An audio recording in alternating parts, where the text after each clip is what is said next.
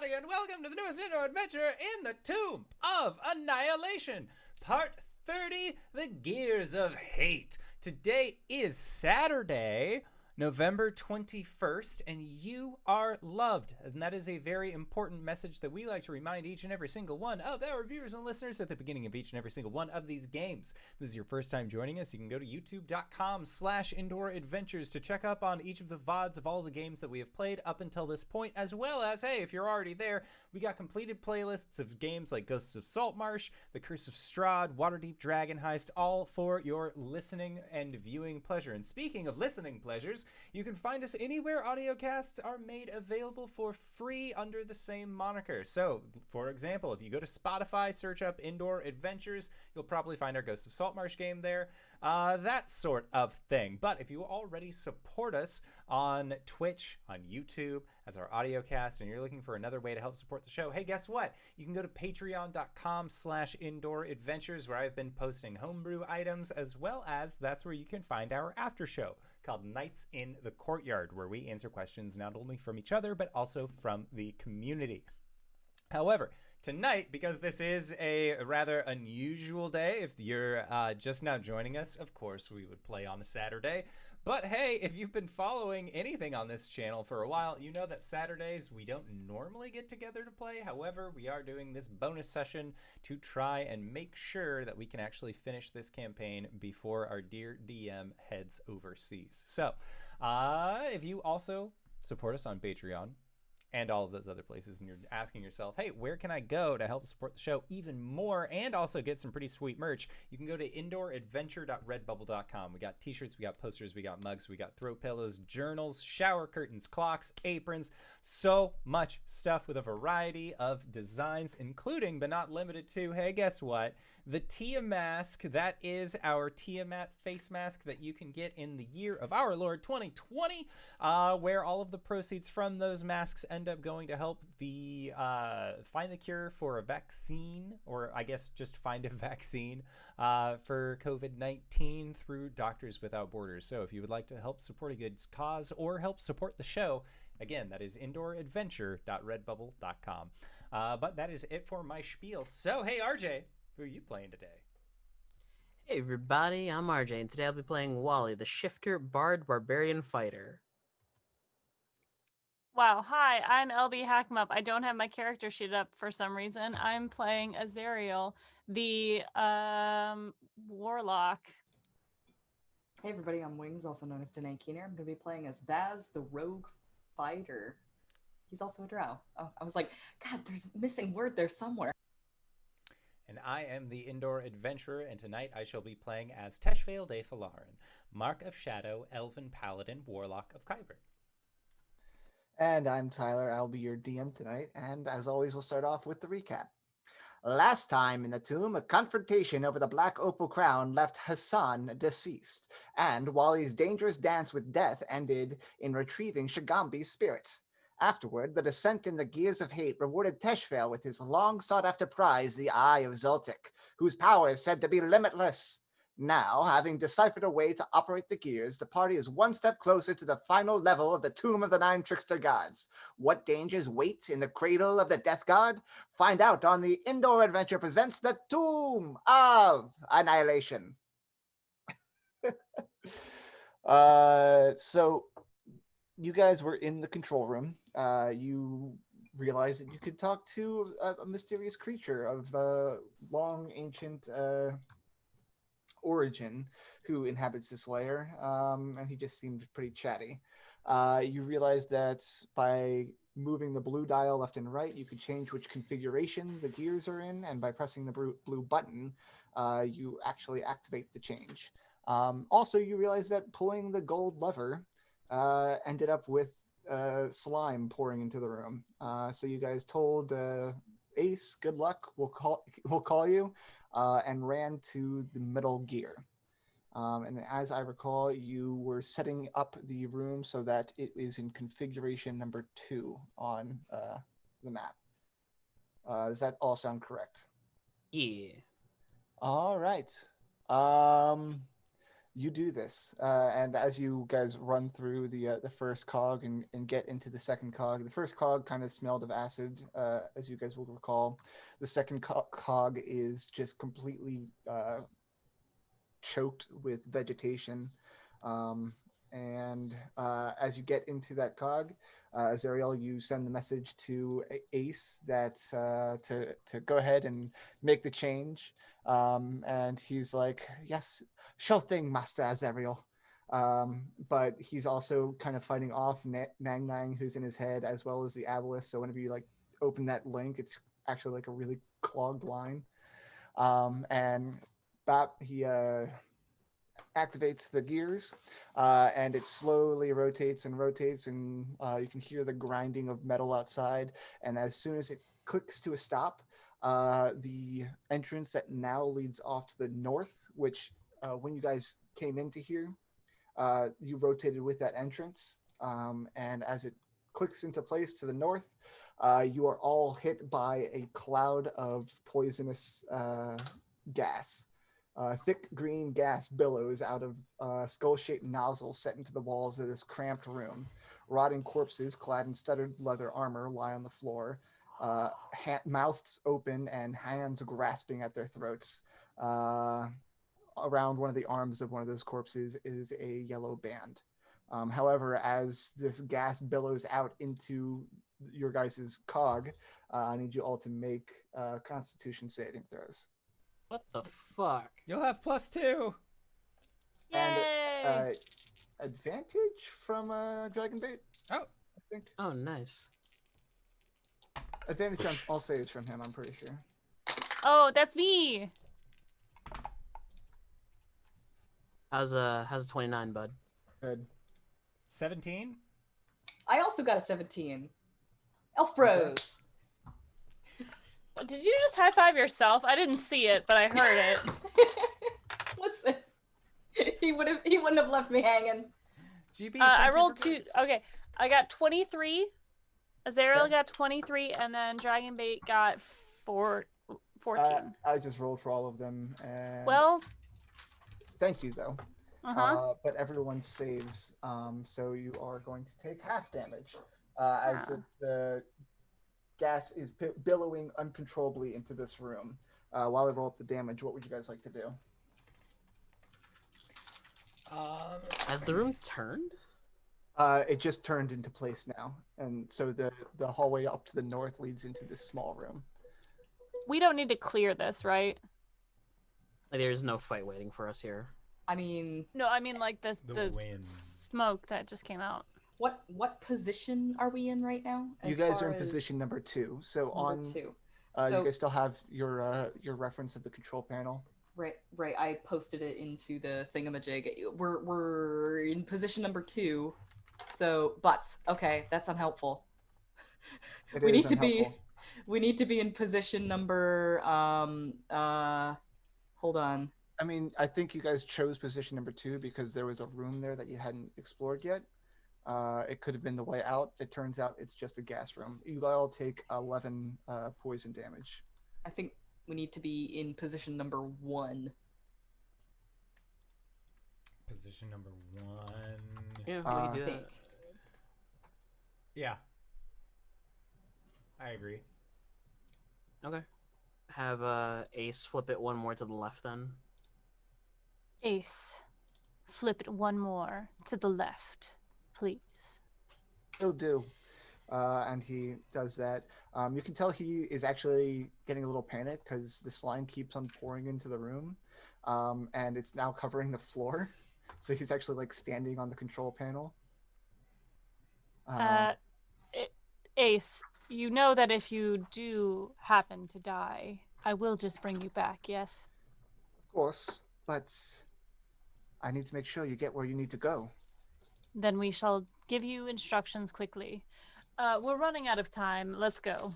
He turns it, and again it kind of rotates clockwise, and the door that you were standing in moves around and is now facing into a new cog. This one, much like the others, is has walls of metal, riveted metal, but because of the way this thing turned, there's still gas pouring into the room. You can tell that the plants are starting to get agitated. I need everyone to make that save again. And are you rolling for Artist and everyone else then? Yeah. Okay. 26. Modified 20. If you get above a 13, you're fine. Okay. Or What if at you least get a 13? you make a save. However, you'll still take half damage. Beyond in the doorway that you're now standing, I'll resolve your guys' damage in a second because you all saved. There are 5 teak wardrobes that stand against the ironclad walls of this chamber, each with a door bearing a carved image or scene. Puddles of gray slime cover parts of the floor. The room has, 2 exits. You're standing in one of them. The one to the north, there is an adamantine portcullis blocking the passage. Set into the metal plate above the portcullis is a row of 5 red crystals shaped like drops of blood. You guys can scoot into this room and have Ace turn it again so that the gas isn't pouring into here. Can you move it to Yes, please. position 3? Because then it would open up to the 2 exits for this room. Yeah. Okay. And also, cut off the poison. Beautiful. You guys all took 8 poison damage from still being in that room at that time. But you do move into this room and have Ace change it up again. Was 8 already halved? Yes. Okay. 8 was pre-halved. And you spill into this room as again you can hear the mechanisms turning. You get into this room and it comes to a stop. There is no more gas pouring into this room. There are 2 exits.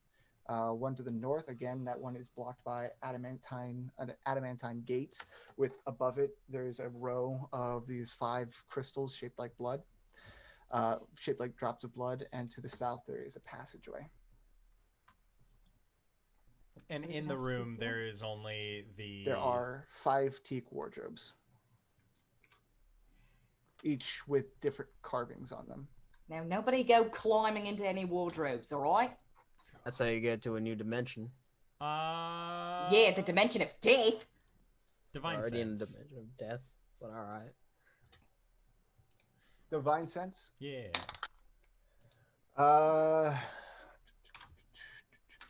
Shit. Just Fae, Fiend, Undead, that type of No deal? Fae. Oh. Yeah. Celestial Fiend Undead. Celestial. Yeah, Corey only gets Fae for bullshit reasons. Special reason. It's just that you've said it so many times that it's ingrained into my memory. You do not sense anything. Okay.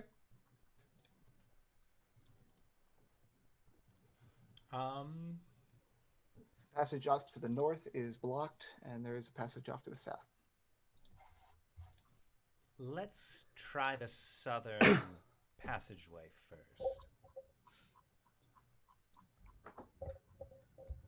I agree, but we still Good don't to have know. that much time. What is our end goal? Where are we intending to go? Deeper. Sorry? Deeper in. Oh, deeper. Literally anywhere but here. If we don't know the layout of this place, we're just hoping. You said the south passage isn't blocked off? That is correct. All right. Well, why don't we just explore the areas we can? For now. Mind you, Ace is going to be trapped in that room and then eventually expire, so we won't be able to do these gears again. I'm kind of counting on the fact that we aren't going to have to go back. That is, we can't go that far because of my connection. How far can you go? That's a good question. I was just looking that up. Once there's 100 feet. I think For this whole place is communication. less than 100 feet across. Okay.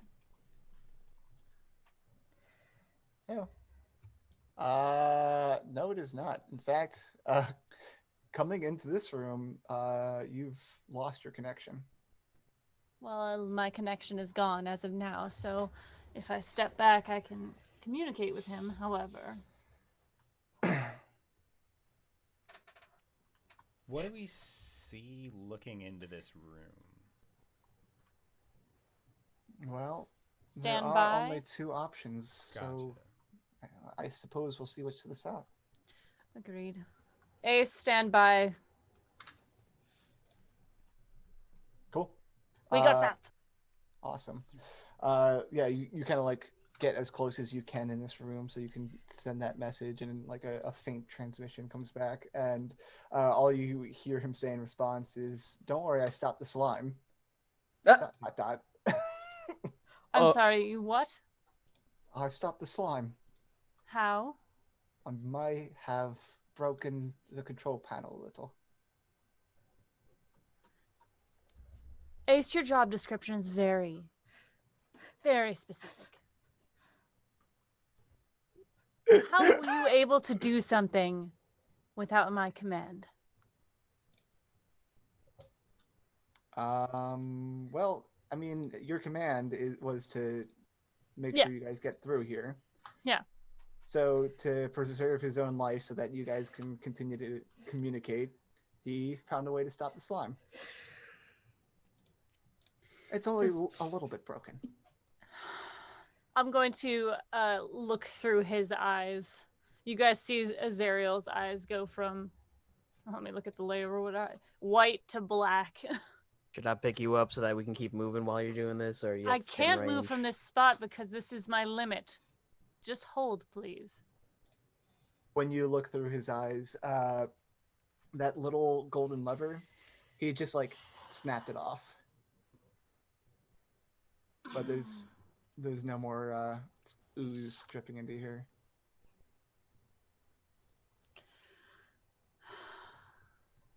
Just a disappointed sigh, and then this connection is severed. Oh, he's doing his best. I know. I'm not angry. I'm just disappointed. I'm just disappointed. Oh, which is worse. Baz, your passive is still 21, right? Yeah, it is. Cool. As you guys go into this southern corridor, right before it opens into a larger room, you notice that much like other places in this tomb, there is a stone block resting above this passageway that would, if there was some activation, lower to block the passageway. Points. Explains. Bad. All right. Beyond that, that part of the passageway, it opens up into a large room. There is a life-size golden statue of a mastodon that's standing atop a 1-foot-high stone cog at the center of the room. It's an entire mastodon, or just its head? Yes, an entire mastodon. Okay, go on. Jeweled tusks sweep from its jowls, and its trunk is raised in a roar. There are inscriptions that coil around the statue's body, and beyond, you can see murals on the walls that show landscapes of shows hellish landscapes. What the hell is that supposed to be?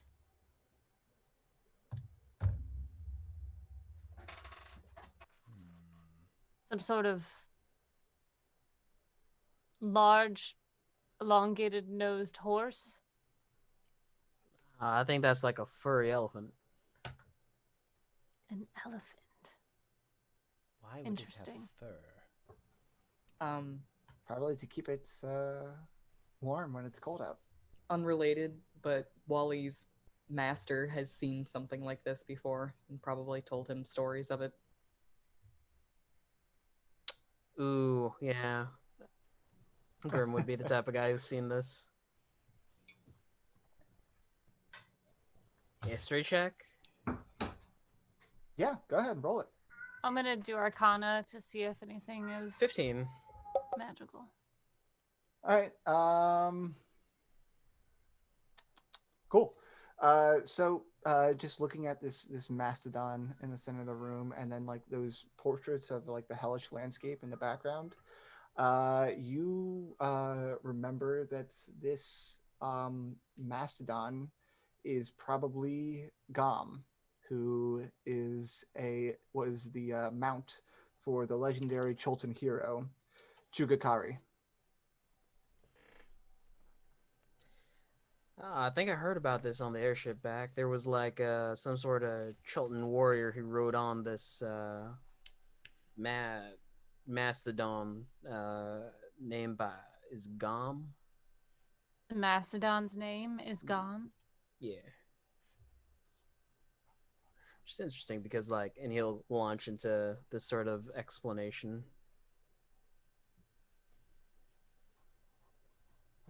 Mother always said if you rode a mastodon, you'd go blind. I don't think that's what she said. What? What's that? I don't... 12 for Arcana, if I can tell if anything seems like a Are you magical... happy, Danae? You've murdered Steven. 12. You're just Arcana checking. Yes.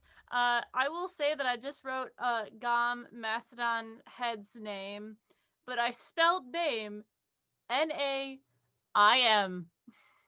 Nice. We're doing well tonight, guys. It's a good night, everyone. Look, we're playing on a Saturday. Yes, we are. We are playing on a Saturday. Listen, you play on a Saturday, you get Saturday night brain. Let's do this. There does seem to be a hint of a magical effect coming from this room.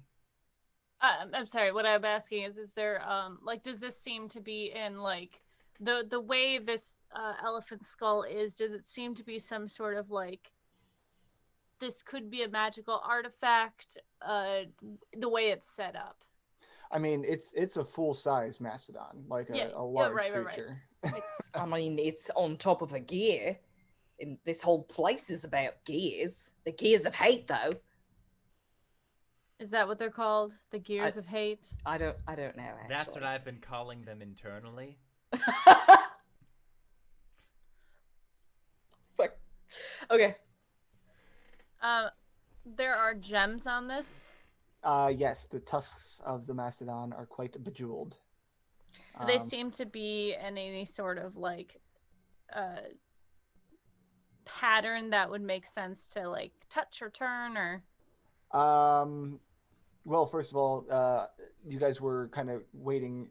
Did you guys go into the room?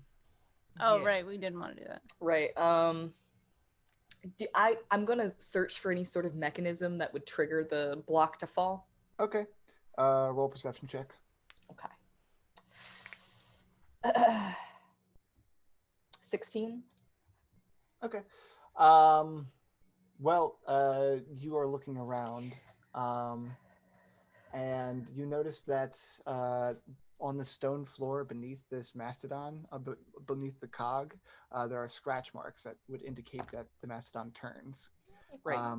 You also notice that on the top of the mastodon's head is a star-shaped indentation, and that star-shaped indentation looks a lot like the star on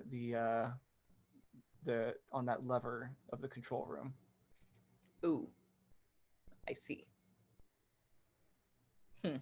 Also, while observing it, Ubalaka is quite.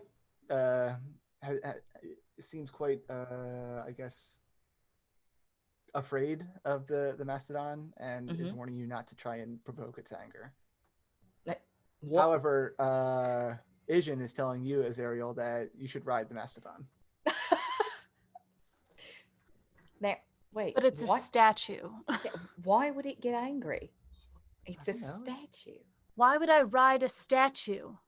Maybe it turns around. Maybe it would be fun. Maybe it would dance around and be a fun thing to ride. And on the other hand, maybe it'll activate. Maybe it'll try and crush you beneath its big feet, or run you through with its giant tusks. Meanwhile, Tesh. Wait, no, not Tesh. Wally, you picked up Shigambi. Shigambi, you remembered about Chikakari and Gam, and you realized, oh yeah, no, Shigambi remembers that legend. At one point, the Chultan warrior was banished to the Nine Hells by a jealous king of Omu. And him and Gam, his mastodon mount, traveled through the Nine Hells so that they could escape. And then they went and slaughtered that Omuan king and then turned his skull into a chalice. Oh, yeah. And if, as the skull chalice of Chikagari is a legendary artifact that you could collect from this place, to collect it, you probably would have to go through the same trials and tribulations as Gam and Chikagari. Yep. So it's kind of like we got to do some trials to get like a blood chalice or whatever made from a king's skull that these fools decapitated. Probably what we need to get through here. All right. Anybody Need it, else LB. notice? Does anybody else notice that there's a spot up there that looks kind of like the star-shaped lever that we left back in the other room? Is it about as small as the lever or like... Yep. And that's the same lever that good old Ace is holding. Hell's bells. All right. I can run back there. You are You wouldn't muted, be my able friend. to. The gears. Do it. Oh, The gears Oh, are yes, shifted Steven. enough. You wouldn't be able to rush all the way there. You'd have to wait for Ace to do his thing. which he wouldn't know to do that without me. Do we need to get through this room? I'm not sure. It is a dead end. But the people that were still around then, which I think is Baz and Tesh, Wally wasn't around then either. You guys remember that the last relatives of the Amun royalty living at Kirsabal, the Aarakocra monastery, was looking for the skull chalice of Chikakari. Hmm. Oh. Wally, did you Wow. say that he went to the Hells? Yeah, he got banished to the Nine Hells with his trusty mount Gam. So does And- that mean that we too would get banished to the Hells? I mean, literal yes, metaphorical maybe. You guys, we only have 3 more episodes. We shouldn't go to the Hells. That's going to take a lot of time. Unless we need to, like, cut our hands and bleed into the chalice. And then that's what will allow us to pass through the gate in the other place. If Is the that- hells are anything like I think they are, we might have a better chance of surviving them. Who's telling me to ride this thing? Which one of you? Ish. That's Cision. I don't remember which one Engine is. Is the Uh, Almirage. Almirage, the little bunny with the unicorn horn. I know, but what? She is fickle and unpredictable. Oh yeah, that's like me. Who else do you have in your head? You have somebody else, don't you? Nang Nang is in remember. Ace's head. I don't think. Oh, Yeah, I think you I just one. have the one.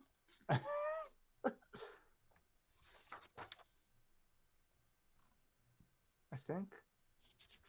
Because you That only. I don't. Yeah, because I only have the one item. I made or Ace picked up the other one. Yeah. Okay. Right, because your dexterity is 23. Yep. hmm Okay, that all makes sense now. Yeah. All right. Well, if we're going to do this, we need the.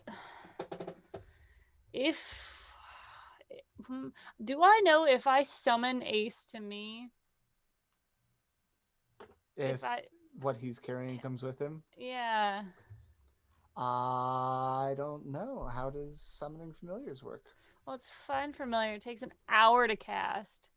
Take a short rest and I can attune to this loot. Mandolin? I don't think so. It's not like they care. It's not like they have. Inventory. Yeah. Well, for ease's sake, I might just allow it instead of having to. Because Sounds reasonable. Okay, Other the than question we is, have to move can it to we? 5, then 1, then 3, then 1, then 5 again to bring it back. And there's no way to avoid the poison. yeah, I've checked it out. Question. yes, Can he get back over there if we bring him here? not that you know of. Yeah. Well, that's our predicament, and I explain it. But if you looked at the combinations on the wall, it seemed like there were only 5 ways that you could go, and you have explored 4 of them, and the other one is currently open to you. Well, open but closed off Oh, by I portcullis. see what you're saying. Okay. All right then. I will do that. While you attune to your thing, I will sit there and pull out all my incense and ask to be left alone for an Yeah, hour. maybe taking a short rest will be good too, because everyone did take a little bit of poison damage. Yeah. Yep. And then Tesh And is just gonna that'll- be hanging out, looking at the wall. This really cool wall showing a lot of metal stuff. I mean, it looks really cool. If you get a closer look at it, it just shows a lot of different scenes where he's facing increasingly bigger and scarier devils, and just Oh, hell crushing them yeah. all. Cute. Wally's As a gonna badass. tune the mandolin and play it while he's attuning. Oh, you're gonna tune and attune. That's adorable. Nice. Oh, Gom was the king's steed, but Chikagari stole Gom and became better Ah. friends. Hell yeah. Yeah, Um, Fifs. also, while studying, you notice there is a inscription written on the statue of Gom, written in Old Amu, you're like, ah, damn, I shouldn't have let what's his face die. Orvax. You don't even remember his name. But your spirits actually can read it. What? Sorry. See, we didn't And- need the old man. See, you didn't need the old man, after all. The inscription reads, "Let your bones watch over my treasure, brave Gom. As you carried me from the inferno, so shall I rise from death to defend my riches."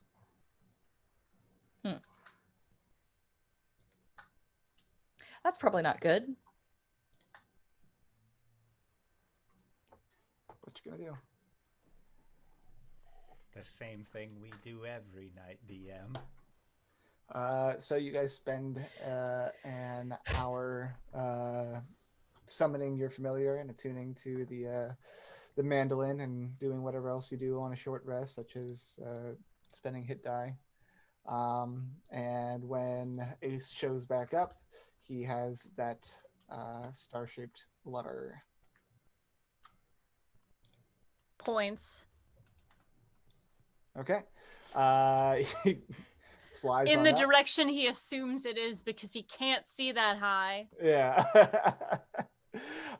He flies up and looks around the room to make sure you guys are ready for whatever might happen.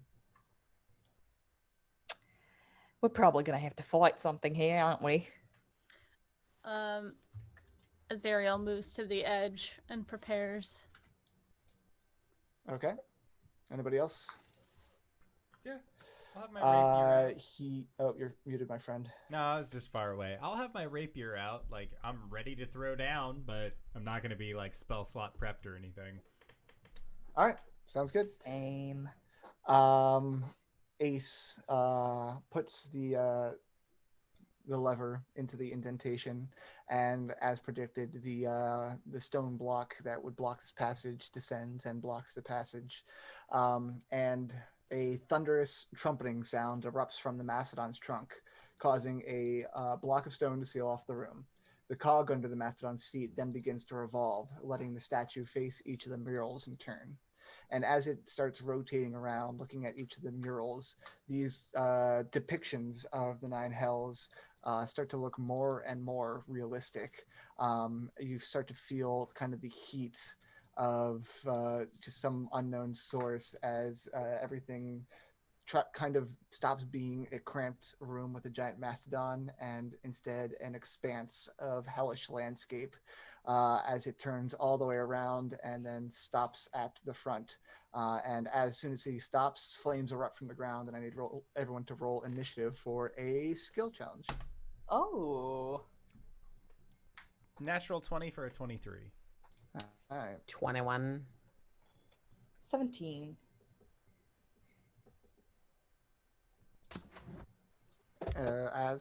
Azrael. You are muted. 7. And I will say Dragon bait is 17. on your NPC's turns, they will each of them can provide help once, and you can say how you think they should be, how they can help you, and just helping will give you advantage on a roll in case anything turns out less than good. This is a moderately difficult skill challenge. You're going to need to make 8 successes before 4 failures. Your goal is to, much like the myth or the legend of Shikigare, escape the 9 hells. Doing so, though, is up to you.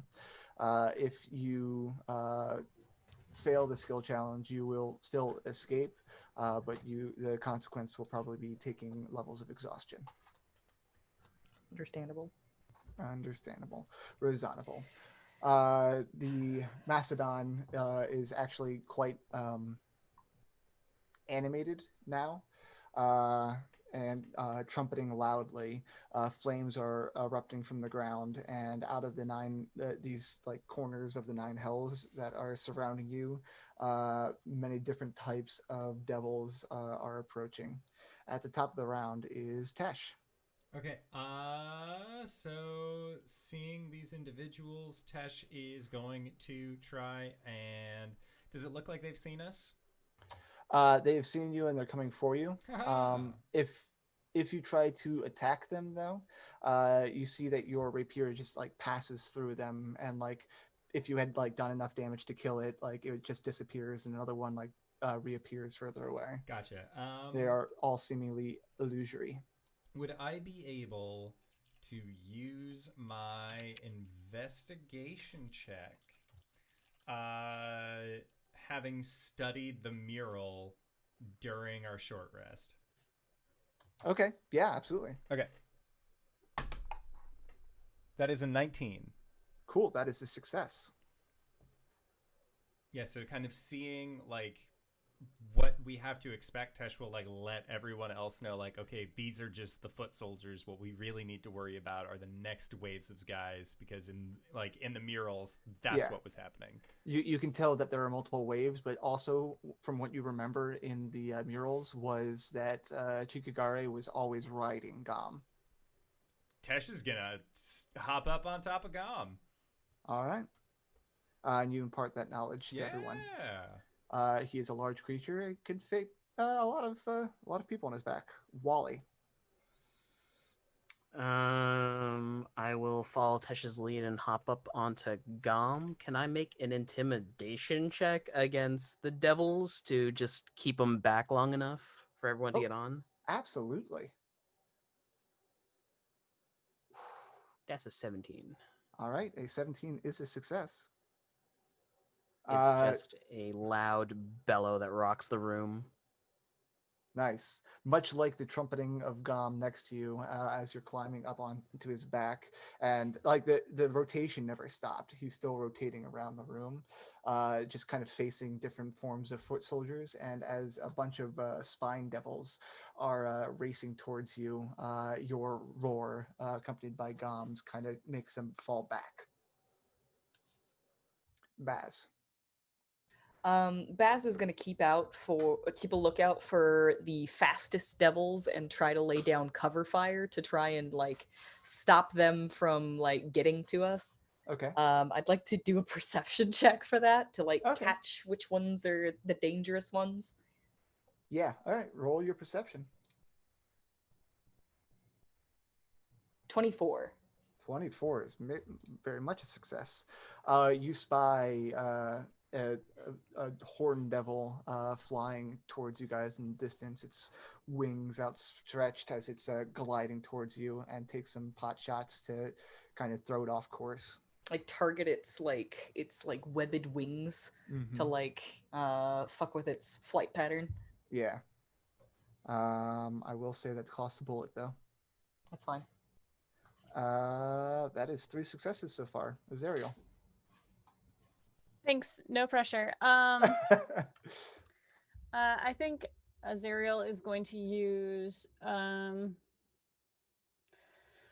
acrobatics to maneuver his way onto the back of this creature while like throwing eldritch blasts.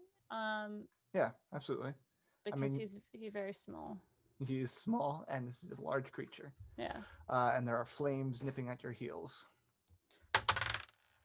I don't care about fire. 17. 17 is a success. I am the knight. You sound like you mean it. You are launching eldritch blasts at another row of bearded devils as they creep along the rocks and flame, molten lava, whatnot. And as you're doing so, swing yourself up with Ace flying down to help pick you up and put you on top. We're back at the top of the round with Tesh. You are on Gom's back. Try as you guys might, there are many devils still coming towards you, but kind of as it's rotating, you can tell that you are progressing in a sense. The landscape is changing, but becoming more hostile with all movement. Okay. With a persuasion check, I feel like this might be more of an intimidation check, though. Could I try and persuade the attackers? Like, do you know who I am? How dare you attack me? Unfortunately, that does sound more like intimidation than persuasion. Well, I'm gonna try an athletics Baz up. Okay. Like, reach down with my arm and then hopefully do the like arm grab thing and then just like saddle him on up so we can all be on Gom's back, because I don't know if that is necessary for coming back from the hells or not, but I don't want to leave my bodyguard behind. Fair enough. And hopefully this one doesn't feel like the other skill challenge where you tried to do something similar. Modified 20. All right, that is a success. Baz is laying down covering fire, and you reach out an arm while just grab him by the belt loop and just It is very cool. Your NPC companions are also clamoring aboard. Wally. Could I make a animal handling check to spur Gon on for faster? Absolutely. Cool. 18. 18 is a success. You are kind of trying to spur Gom on faster. And then you realize, like, as you're spurring him on, like, you guys are still on the statue in that room. But that wasn't just a statue. That was Gom himself. He had been covered in gold and left there for the rest of time. Like a terracotta warrior. Like a terracotta warrior, but he feels at home with the comfort of someone who is comfortable riding animals to let you spur him on quicker. Also, no one fucking say it. I don't know. What are they gonna say? Tell me. No, I'm not gonna say. Post in the comments below. Even stronger creatures are coming at you now that you are so close to the end of the hells. In fact, you see in the distance an Araness gliding down with malice in her eyes. Azrael. Okie dokie. Well, that's terrifying. I guess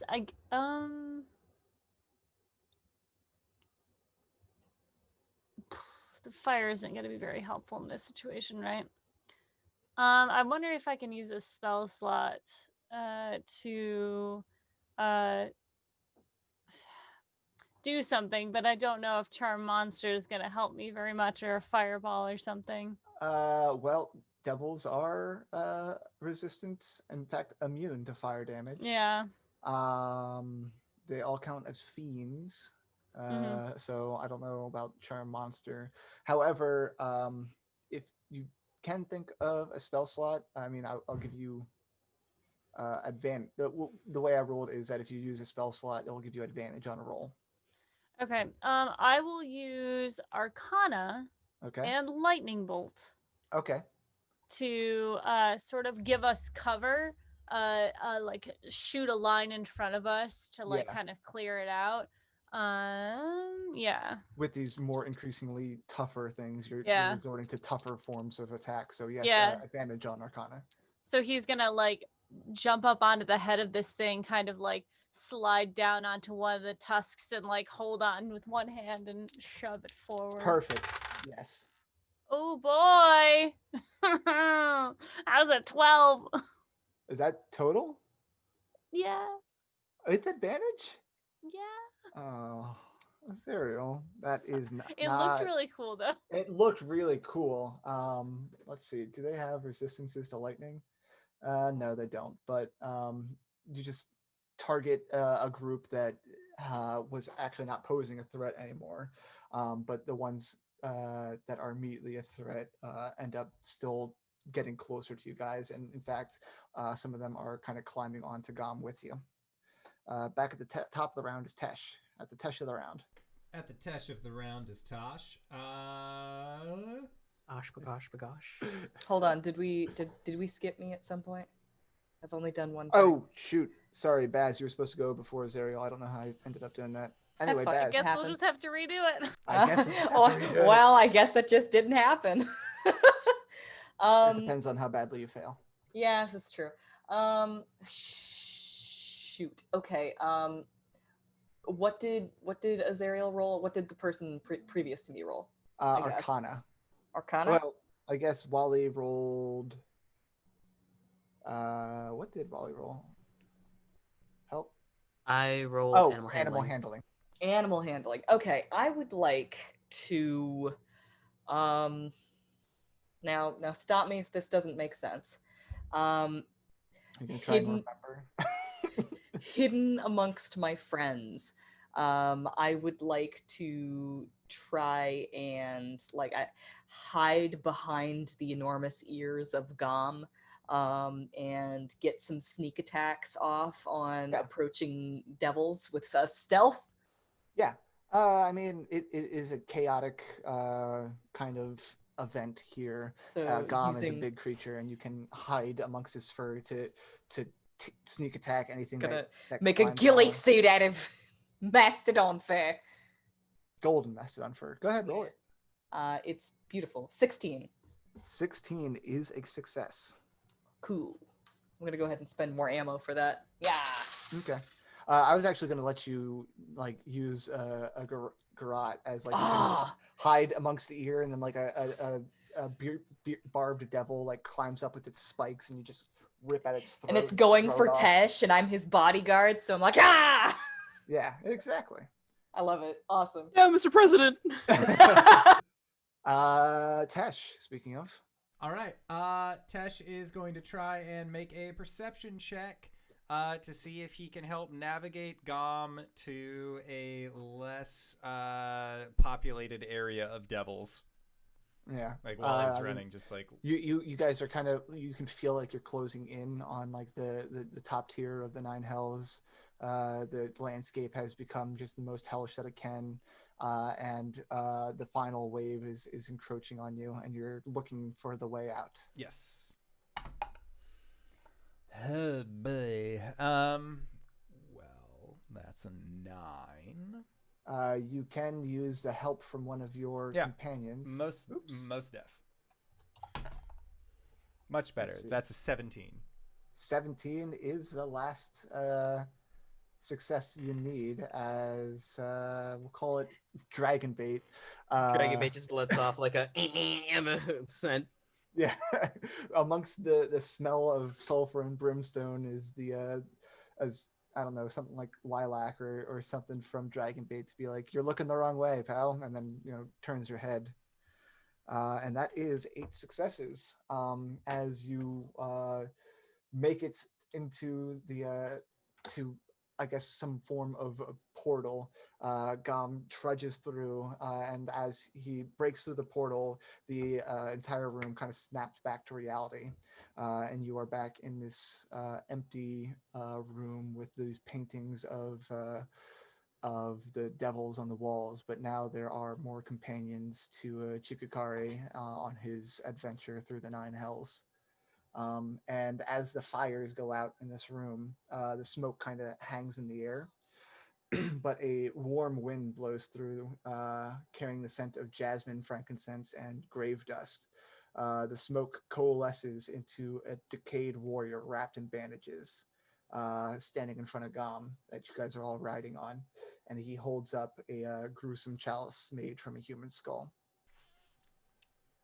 Mage hand. Ghost lantern, yeah, just Both mage hands go down and pluck the skull from him. Like, I guess, like together, lift it up, and he puts a comforting hand on Gom before that same way that the dust coalesced into him, kind of like Thanos snaps, drifts away, and then the stone block that was blocking the passageway begins to rumble up into position.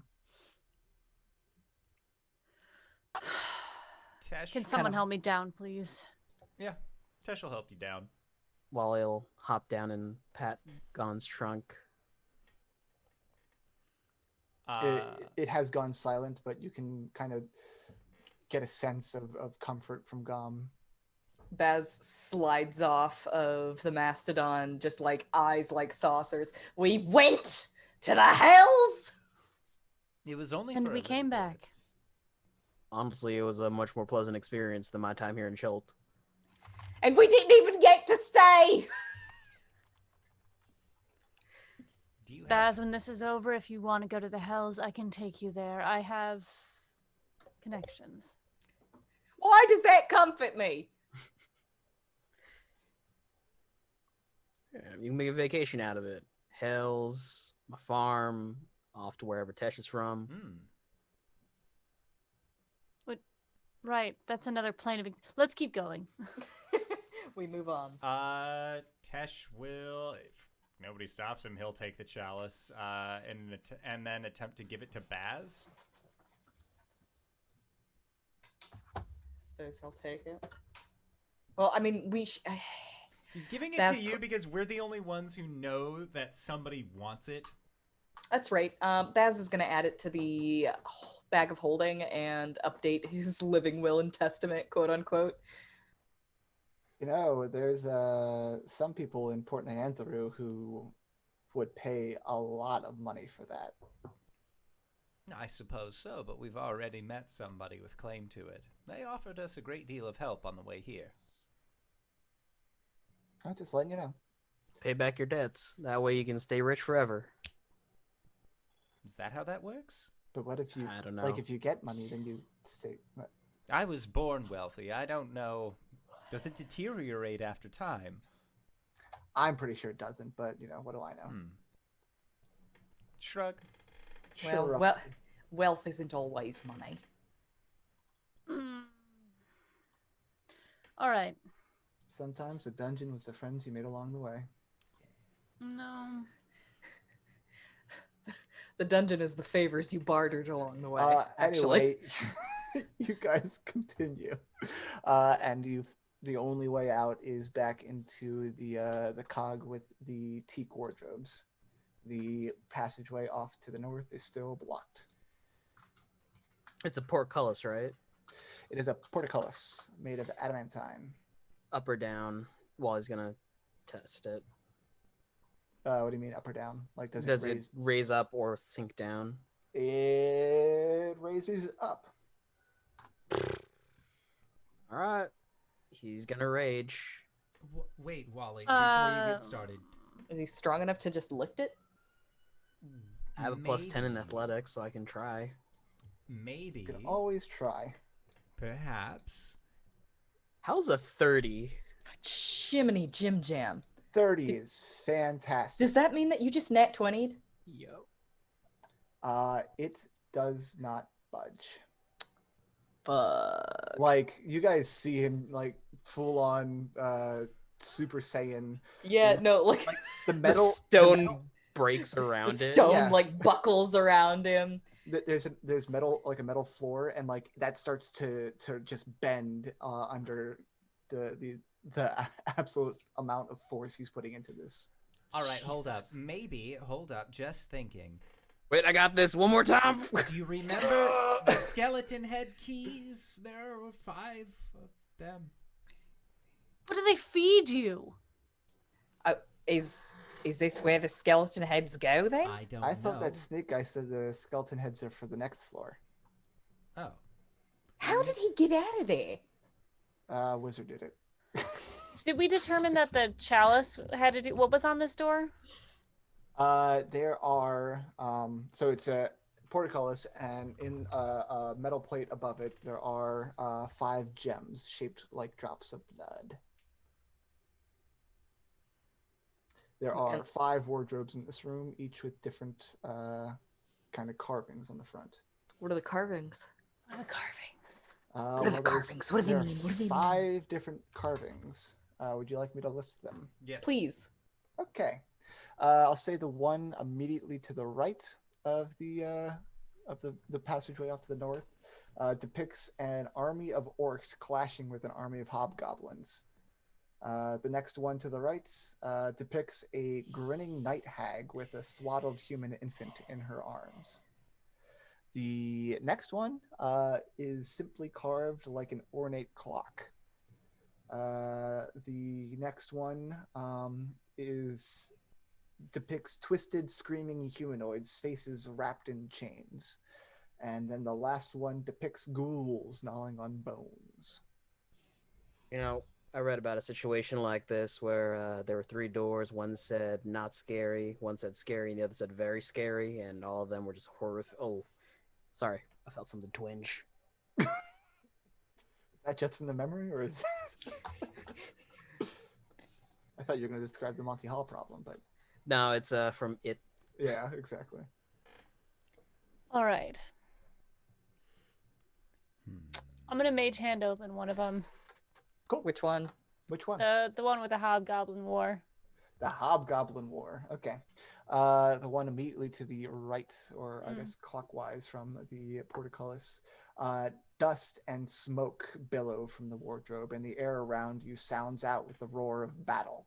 Beyond the doors, armies fight under a blood-red sky that has an iron cube floating in it like a huge distant moon. Clouds of ash suddenly fly out of the wardrobe, transforming into screaming orcs before your eyes. I close the door.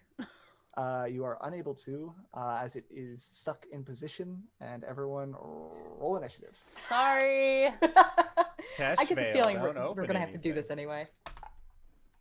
Yes, that is the way to solve Yay! I finally rolled an at 20 on initiative. it. 15.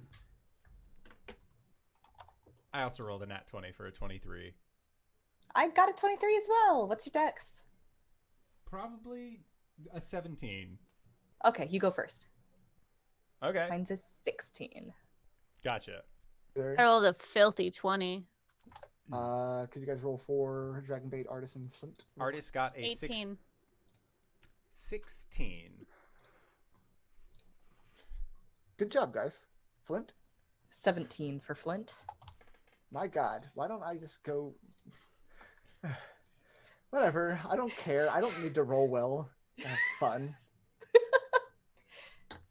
Oh, Mr. Nat 20 earlier tonight. And 3 other nat 1s, so I don't want to hear it. You Nat 20 when it matters. Tesh, you are at the beginning of the round as these orcs file out. There are 7 of them, and then behind them, hefting a giant great axe, looks like their leader. How many could I fit into a 15-foot cone? 15-foot cone. About 3/4 of them, actually. They're in a tight formation. All right, I need them to roll dexterity checks as Tesh stabs forward with his rapier and casts Burning Hands. All right. Let's see. 1, 2, 3, 4, 5. Do you want to include what looks like their leader? Yes. Okay.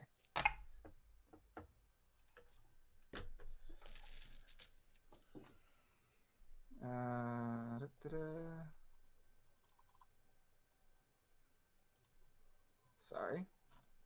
Dexterity, you said? Yeah.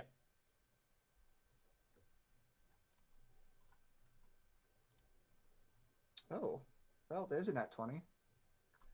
What do they have to meet? 15. 15. Only 2 of them make it. Okay. So the ones that make it are going to be taking half of 10 points of fire damage. All right, let's give 10 to everyone else. Cool. And then for Tesh's bonus action, he's good. He's not going to do anything. All right, Baz. Tesh steps forward and sits forth flames that engulf about 3/4 of these orcs. Jiminy Jim Jam. All right. Hello, my name's Baz, and I'm here to do some murders. I'm going to, at advantage because of my assassinate feature, I'm going to attack what looks like the head orc. Mm-hmm. So yeah, I do that. Do it. Sorry, I have to roll twice in order for this to work. 22 to hit. Yeah, that hits. Okay. Bullet. That's gonna be 26 piercing damage. Okay. And then I'm gonna add my sneak attack to that. Well, hold on while I get my fucking calculator out, because you're gonna do a shit ton of damage. 21 sneak attack damage. Wait, you got sneak attack damage again? That was... What? Because I thought you got sneak attack. Was this your first hit? Yes. Yes. Oh, fuck it. Don't worry about me. Yeah, that was like 40-something damage on 1 bullet. Magnum bullets, baby. Second attack. Is he still up? Oh, yes, he is still up. But, Second attack. I mean, 20, 25 to hit. Yes. Okay.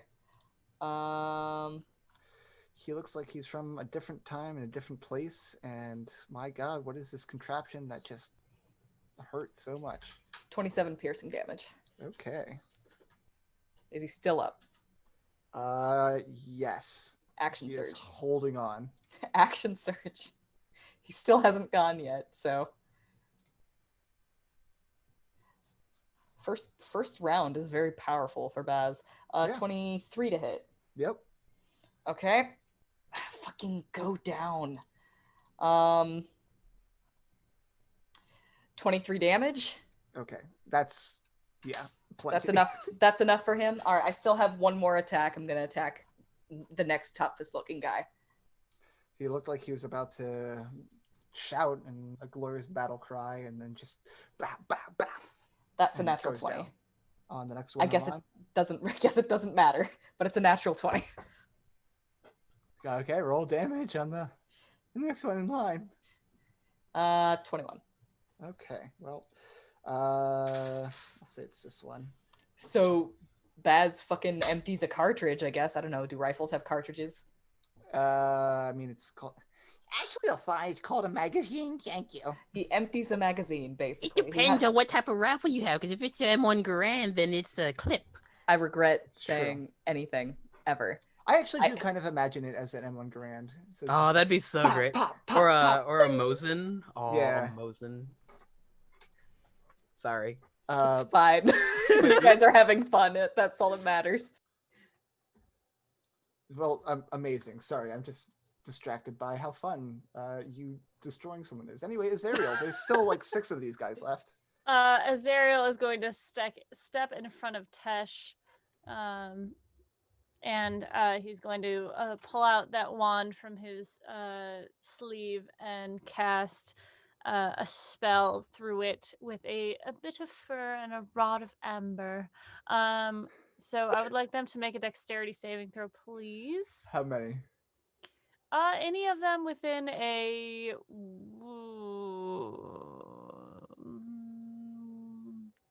100 feet long, 5 foot wide.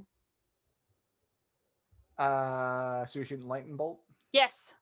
To get all of them, you'd have to like kind of skirt to the side so that you could Cool. Because I do a like, combat roll. they were like in It a looks line. Yeah. You do a combat roll and it's Badacadabra. Anyway, that's all of them. So fucking dexterity saves. Please. What do they have to beat? 15. In true Tyler fashion, only one of them succeeded. 31 damage total. Cool. Is the one that succeeds half Halved. that damage? Mm-hmm. All right. Well, just to let you know, these were like low-level orcs. So you literally eviscerate the entire line. Mm-hmm. Mm-hmm. He like flips it around his finger and like slides it back in his sleeve. And as these orcs that were just like shocked and everything, their bodies fall to the ground, and the wardrobe slams shut, and then kind of what's like when Marty McFly starts to disappear from the picture, like that. He starts to phase out of existence, and as it phases out of existence, one of those gems above the doorway illuminates in red. Fucking erase these guys from the timeline, y'all.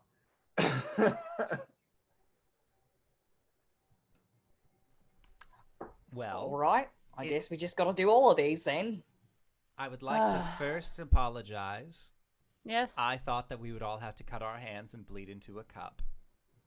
No, this is a lot easier. Yeah, this is a lot easier. Baz Could I reloads. Could I take a look at the cup just to be sure? Yes, of course. I gave it I would like Baz. to take. Oh, Basilford. What? Could I take a look at the cup, please? I'm sorry. What did you just call me? Basil Ford.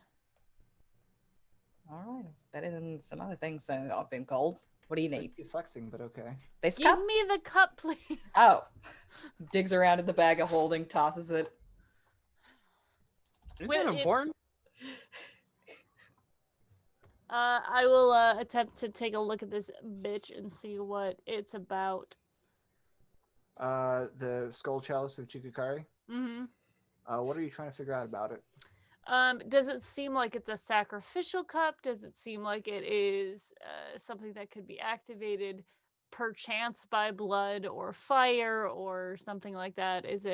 Are there any markings or runes on it that will allow me to determine what Roll it does? an Arcana check. Okey-dokey. History, whatever you think might Ooh, help. bitch, 25. Well, bitch, 25 is really good.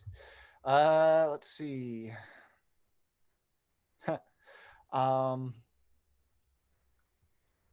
There doesn't appear to be really any magical property about this.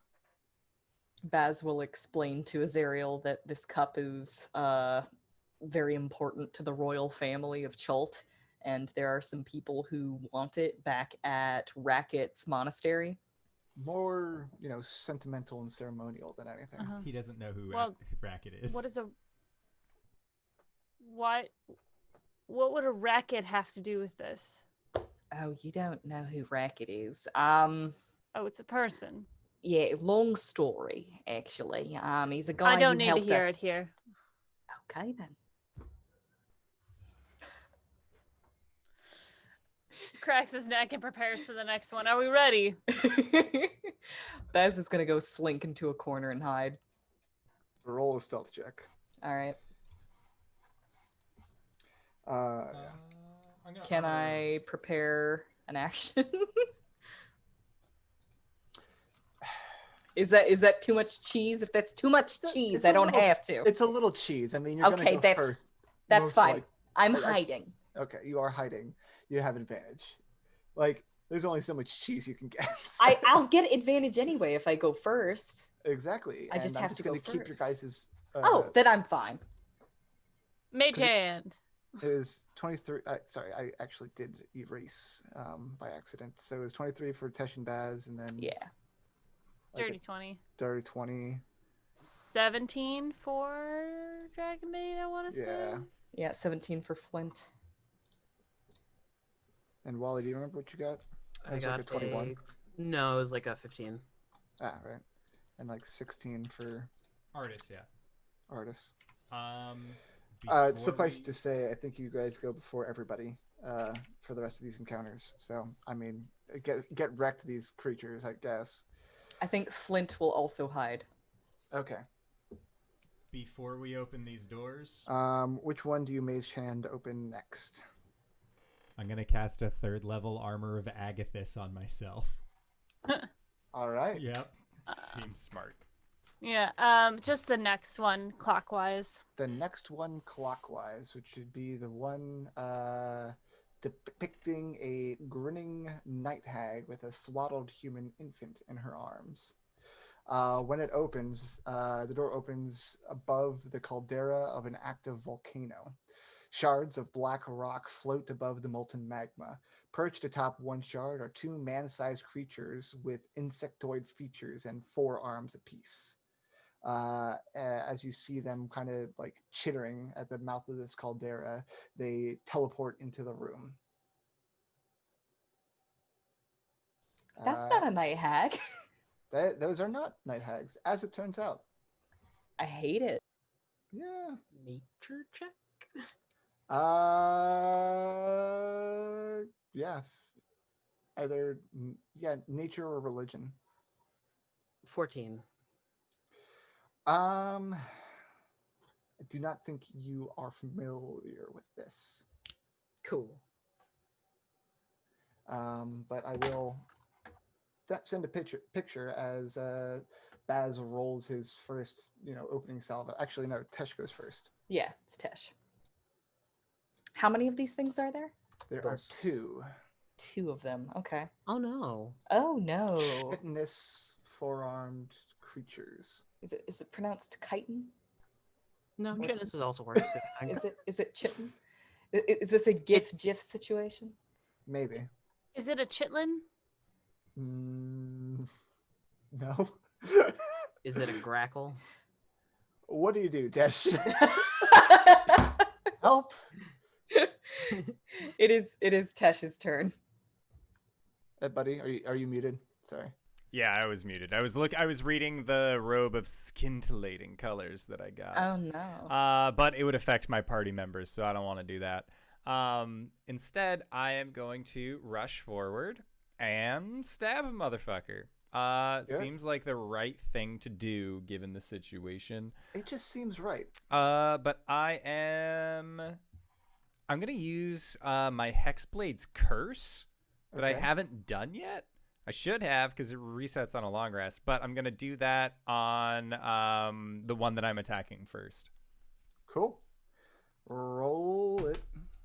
What does your Hexblade curse do again? I get +4 bonus to damage rolls. I score a crit on 19 to 20, and I regain 3 HP if the thing that I've cursed dies. My God. Amazing. So that is a 23 to hit. Yeah. And then I am going to expend a 2nd level spell slot to add some more d8s onto there. So You sure will, bud. first is the piercing damage, which is Magical. magical piercing for 15 with the Hexblade's Alright. curse. And then this thing's not an undead or a fiend, right?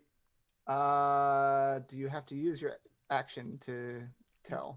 No, because with the divine smite, I just get extra dice if it's an Okay. undead. It is a fiend. Okay. Sounds good. So just let me check. Other divine smite. Yep. I get an additional 1d8 if it is a fiend or an undead. So that's a total of 4d8 against this guy for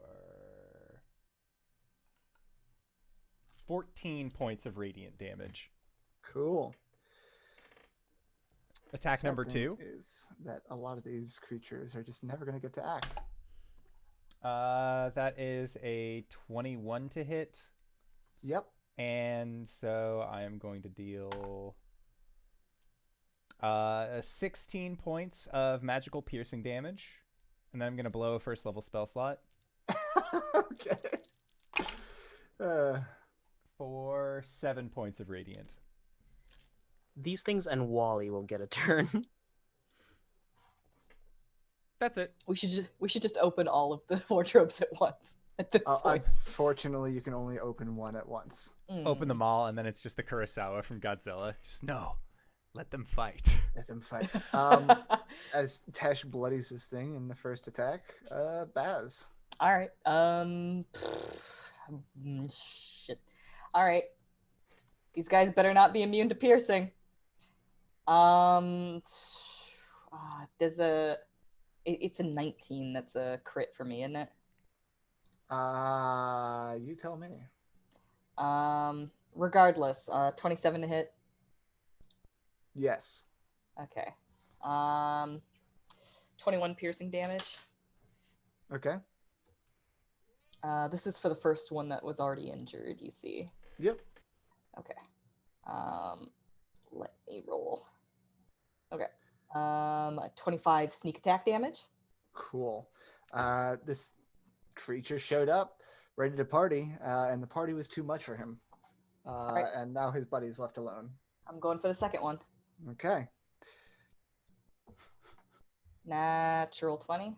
Yeah, I mean, I he hasn't mean, acted yet. it doesn't matter, but I did get a nat. 19 piercing damage. Thank you for following right. Transmission Woes. Thank you. You're getting to watch all these creatures get destroyed. Yeah. All right. So that's all I can do because I haven't had a short rest for my action surge. That's true. So as my bonus action, I'd like to go and hide behind a wardrobe. If I can. No, that's fine. If that's a no, that's fine. This room does not really allow hiding behind stuff. That's fine. Azrael. I'd like to give my friends a turn. So I'm just gonna Eldritch Blast twice. For 22 to hit Yep. for 7 damage. Okay. Force damage. Yep. Yes. And a 12 to hit on the second one. That does not hit. Okay. I'm gonna go ahead and move back. Okay. And that's my turn. That's your You're turn. welcome, Wally. Thanks. Well, first Dragonbait, Flint, and Artist get to go. All right, So- Dragonbait, let's go. To go Dragonbait. 2 attacks. You said this thing is not undead, correct? It's not Oh, undead, but it it's is a fiend. Okay. So two attacks. First one is a 26. Second one is only a 12. Okay, the first one hits. So that's going to be 3d10 plus 5.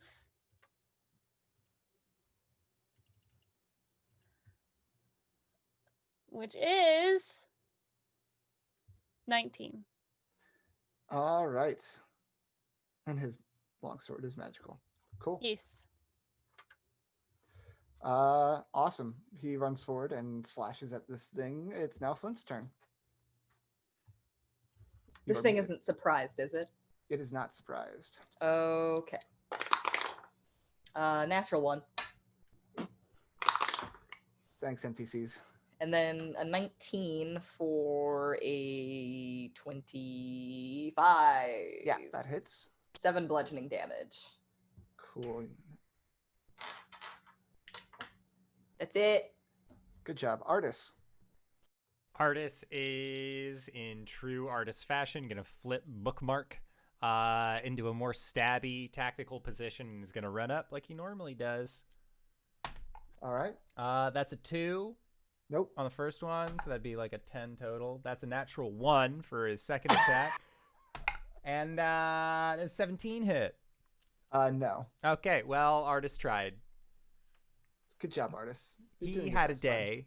day. He went to the hells today. He went to the hells today. How exciting. Wally. Oh, geez, me. How does this one look? I mean, it doesn't look great. I'll hit it with Staff of Striking. 25 to hit for 13 points of magical bludgeoning. Okay. How does it look now? I mean, still pretty bad. I mean, its chitin is, or chitin is quite cracked. Wally's gonna move out to the side and look over to Tesh and use his Commander Strike feature to Okay. let him attack as a reaction. Does Tesh need to be? Is Tesh able to move with this? Oh, is he not close by? No, I killed the he other just guy. stabbed the other one. The other one. All right, then I'll just go for another attack then. Does a 16 hit? It does not. No. All right. Action surge. Okay. 24 to hit for 13 points of bludgeoning, All right. and a 23 to hit for what? Why did that? 10 points of bludgeoning. I see. Anything else? Bonus action punch it. Can you? Offhand attack. I'm wielding the quarterstaff in one hand. Yeah, unarmed strike. 24 to hit for 7 points of bludgeoning damage, non-magical. Mhm, non-magical. This thing with its, mandibled face, it's chittering at you guys, and like you sock it in the jaw as well, and its chin like just kind of breaks a little bit, and so it's only got the one mandible. It does the hiss like. It looks like it is on its last leg, but in a fit of desperation, it drops a spell in the center of the room. So I need everyone to make a Constitution saving throw as a poisonous gas erupts from it. +2? Yeah. 26. Not like this 23. shit again. 21. We should roll for our buddies Great, too. you roll for your buddies. 16 for Azrael. Artis has had a day. And dirty 20 for Dragonbait. Cool. Who got above an 11? Not Artis.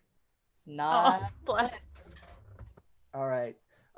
Everyone that did succeed, you only take 12 poison damage, while Flint and Artis take 24. Jiminy Jim Jam. Are you tracking Flint's HP? Yeah. Okay.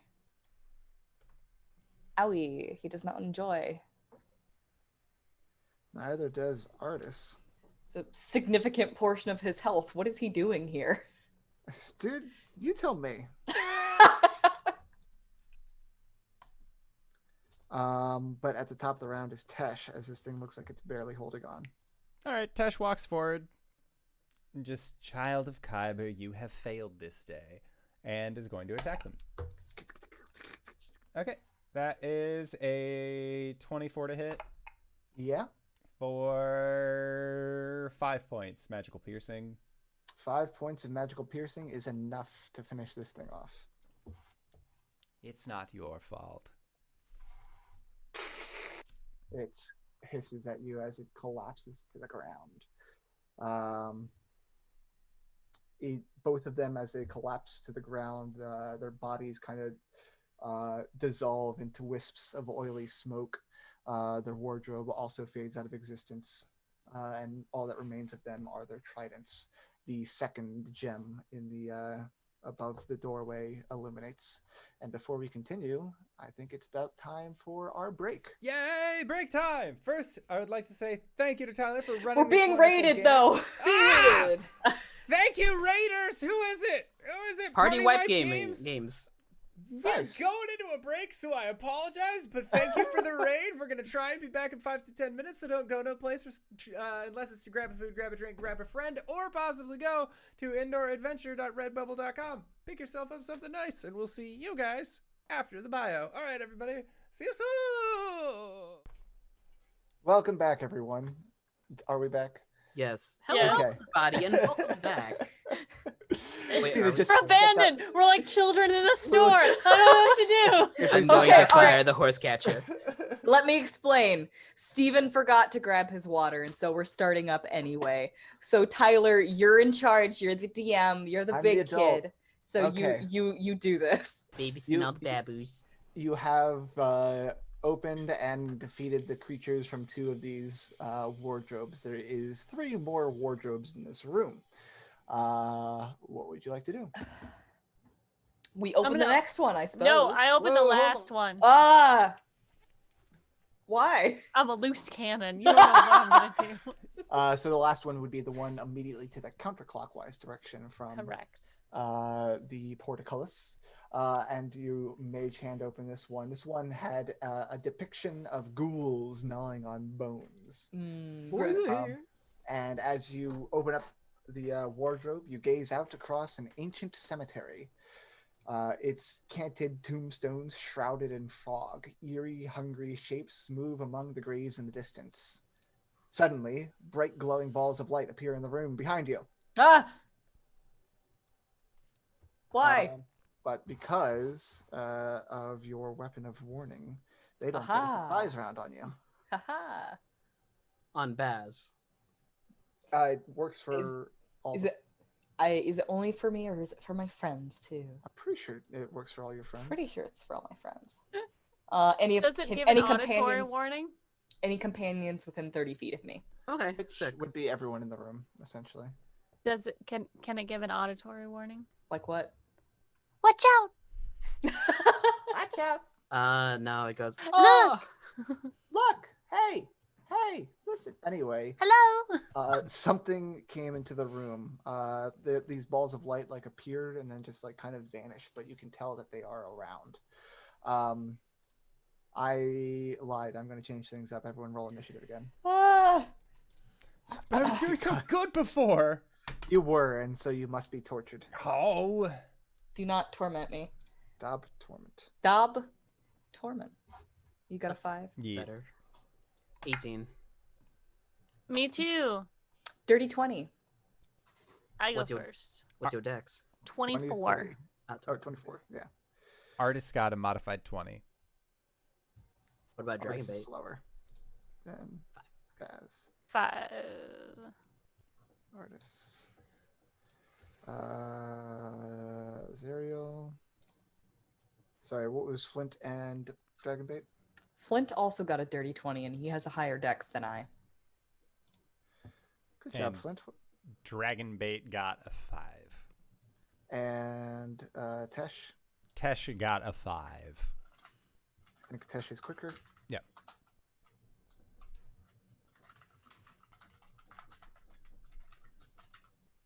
Neato. At the top of the round is Flint, and whatever is in here, he cannot see. This displeases Flint. Can he just take a wild disadvantage swing at whatever's in here? Yes, he can. Okay, he will do that then. 12 plus his 18 to hit. He swings at the air and doesn't connect with anything. All right, he's gonna make his second attack. An 11's not gonna hit either. Nope. All right, yeah, misses. And you can also say if you want that he's using his like special spear because it is magical, and that's why he wanted it so that he could have a magical attack. just to keep in mind for later. Baz. Baz can't see them either. Nope. All right, he's gonna drop a fairy fire then. Okay, and they'll have to make dexterity saving throws. Yes. All right. Oh my god. Well, what do they have to beat? 11. They all beat it. Good. Then nothing happens. That's all he can do. You toss your fairy fire into the room, expecting something to illuminate, and nothing's illuminating. Anything else in your turn? Baz is just gonna kind of look around, just like, guys. You can kind of hear the movement of whatever these things are, just kind of bouncing around the room, eagerly looking forward to attacking you. Kind of like a static shock sound in the air. Artis. Artis, he is going to use, he's going to use one of the charges from the Ring of Winter to cast Sleet Storm in the direction that he saw Baz casting Fairy Fire. Cool. In such a way that it doesn't get any of the friends in. Yeah. So they also need to make a dexterity save. Okay, all of them dexterity, or wait, sorry, not a sleet storm. I was thinking of a different one that is similar. What is it? Ice storm. Because sleet storm makes difficult terrain. Ice storm actually does something. It does like the bludgeoning and ice damage, right? Cool. I'll say that to make sure that he doesn't get any of the friends in, it'll only affect a certain number of these. Okay, and it's a DC 17. Cool. Dexterity, you said? Yeah. Well, lucky for you, that's a 12 and a 22. Okay, so one of them fails. Gotcha. So is going to be 10 points of cold damage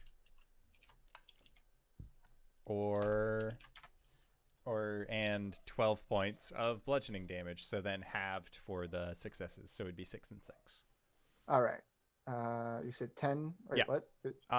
Sorry, 10 and 12, so 5 and 6. Yes. Yeah, it was 10, not 12. Okay. Yeah. So 10 and 12. Sorry, I'm having to do some math right now. That's okay. So it's 22 total. So 11 on. Actually, nope. That's on the one that failed, it's 11 damage, and on the one that succeeded, shit. I'll get to it in a second, because it has resistance to both those damages. Gotcha. So the one that succeeded only takes 5 damage. The one that failed took 22 total, but it's halved. Okay, cool. I got it. I figured it out, everyone. Calm down. I promise I won't use that spell again. You're fine. By all means. Whatever works for you. But that's Artis's action. Anything else on his turn? Nope. That's it. Pulls out bookmark. Azrael. Question. Yes. If you had to put a area, like a radius on the area that these creatures might be, are any of my friends within a 20-foot radius of that? Yes. Fuck. They seem to be kind of spread out around the room. And Fairy Fire failed because of Yes. rolls, correct? Yes. Okay. Then I guess Mostly because I have a +9 to dexterity. holy fucking shit. Well, now that I was gonna cast it, but now that I know that, Azrael, these are. Do I know that these are wraiths? You do not know what they are. Okay.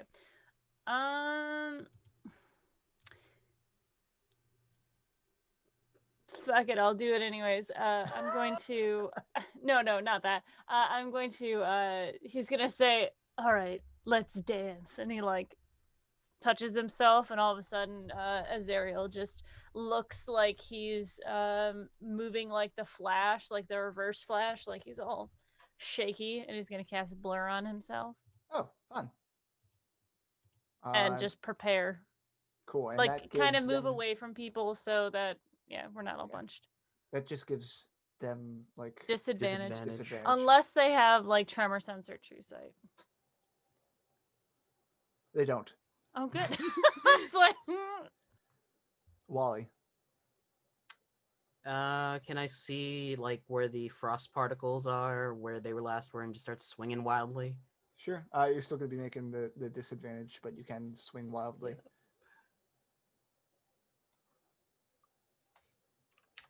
And that's 2 natural 20s. Hell yeah. Hell, Disadvantage natural 20s. All right. hold on. Let me just. I'm gonna pop that into Tomb real quick. I mean, that's you. That's what you do, bud. Go ahead, roll that damage. He's two-handing it this time. Yeah. you have plus 13 to hit, you monster. I have 23 strength and a +3 staff of striking. What do you want from me, woman? Is pretty amazing. 16, and I'm gonna expend 16 magical bludgeoning. I'm expending 3 charges of the staff of striking. I'll go ahead and say you don't have to expend Oh, those because the okay. 16 damage destroys the first one. Okay. And in a puff of magical light, this thing kind of just explodes and like little dust particle effect. I'm gonna swing out wildly for the second one. Cool, roll it. If I had the zoomies. You got the zoomies. 18 to hit. 18 does not hit. Cool.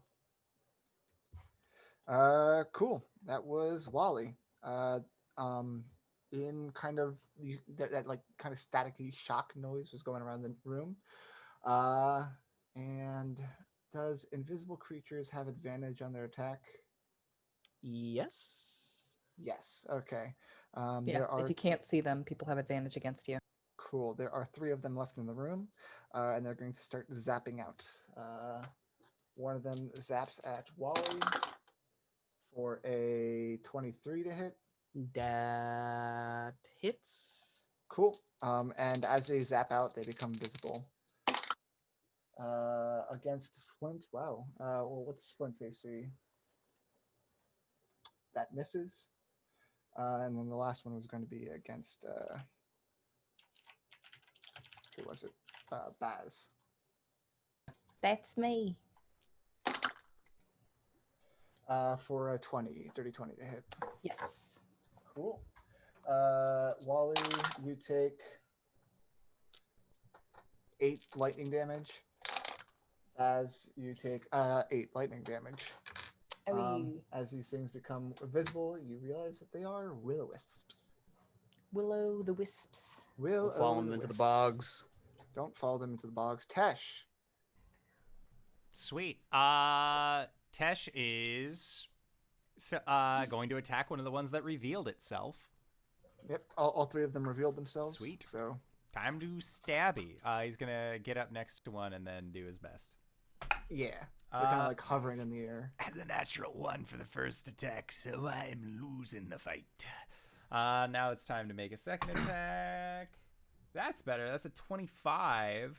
25 will hit. And then let me see what I can do. I'm gonna use my last first level spell slot. And you know that these are undead. Yeah.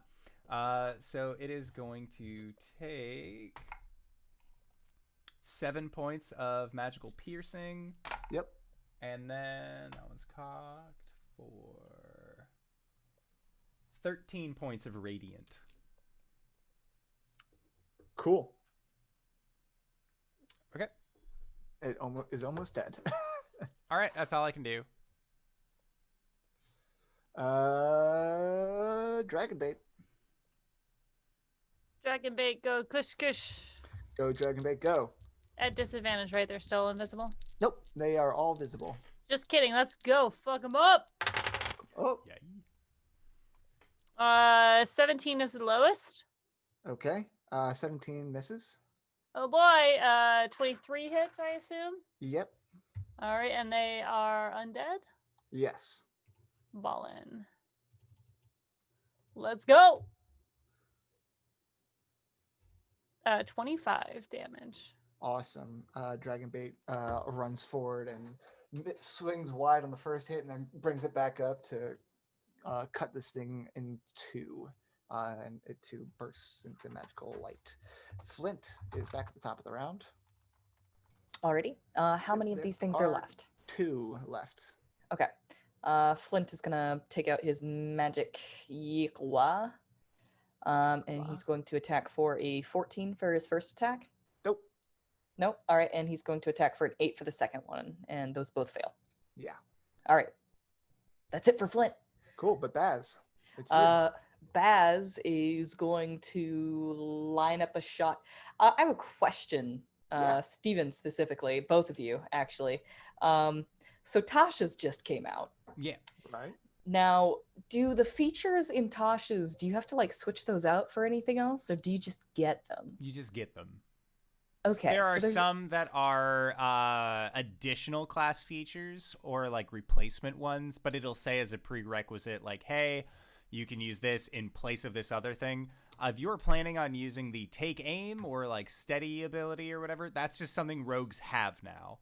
Nice. I would like to do that. You sure can. As a bonus action, you can take aim, granting yourself advantage on an attack. Gee willikers, isn't Tasha's just the bee's knees? Is it an attack or all of your attacks for the rest of the round?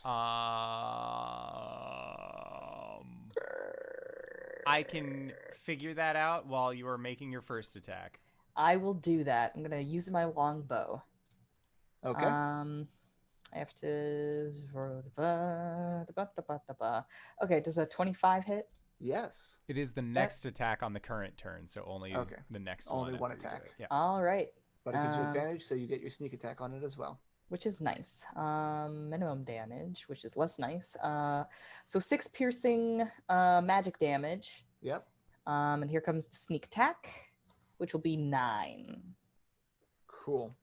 It is that your arrow passes through it. It looks quite damaged, but the staticky shock sound is growing more unstable. Okay, here comes And my that's second your first attack. Go for it. A 13 doesn't hit. A 13 does not hit. All right, then that's it for me. Artists, there are still 2 left. Okay. Artist is gonna stab one. Okay. Yep. That is a 24 to hit. Yes. Okay. Roll damage. That is 8 points. Cool. That is enough to kill the first one. Okay. And then 15 to hit. I don't think does. No, it does not. Okay, but a 22 will. Yes. And then for max damage, 9 points of piercing. Fantastic. As he runs forward, slashes the first one, it poofs into dust, and then he moves over and then like stabs up into the second one, and it poofs, and all of the will-o-wisps have evaporated into dust, and their wardrobe disappears. There are 2 wardrobes left. Nice. All right. All right, how we looking? All right, everyone just stand back for this next one, okay? Are you doing the clock or the suffering people? Let's do the clock. Save the best for last. Sorry.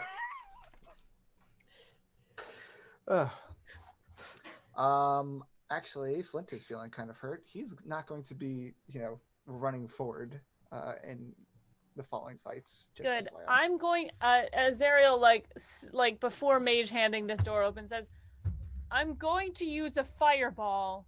Don't move in, okay?" Just shuffle to the Yeah, back. we all Everyone shuffle shuffles backwards. back. Wally pulls out his handgun and just like, all right. Eldritch blast on the ready. All right. Oh, This is fireball from your wand or fireball from My necklace. your necklace. Okay. Which you had tucked neatly away in your pocket. Yes. All right, opening the ornate clock one. Uh-huh. All right, cool. You mage hand open that door. Enormous interlocking gears and cogs stretch as far as you can see. Suddenly, a spherical construct with spindly legs and small wings tumbles through the open doorway. As it tumbles through the doorway, it looks around.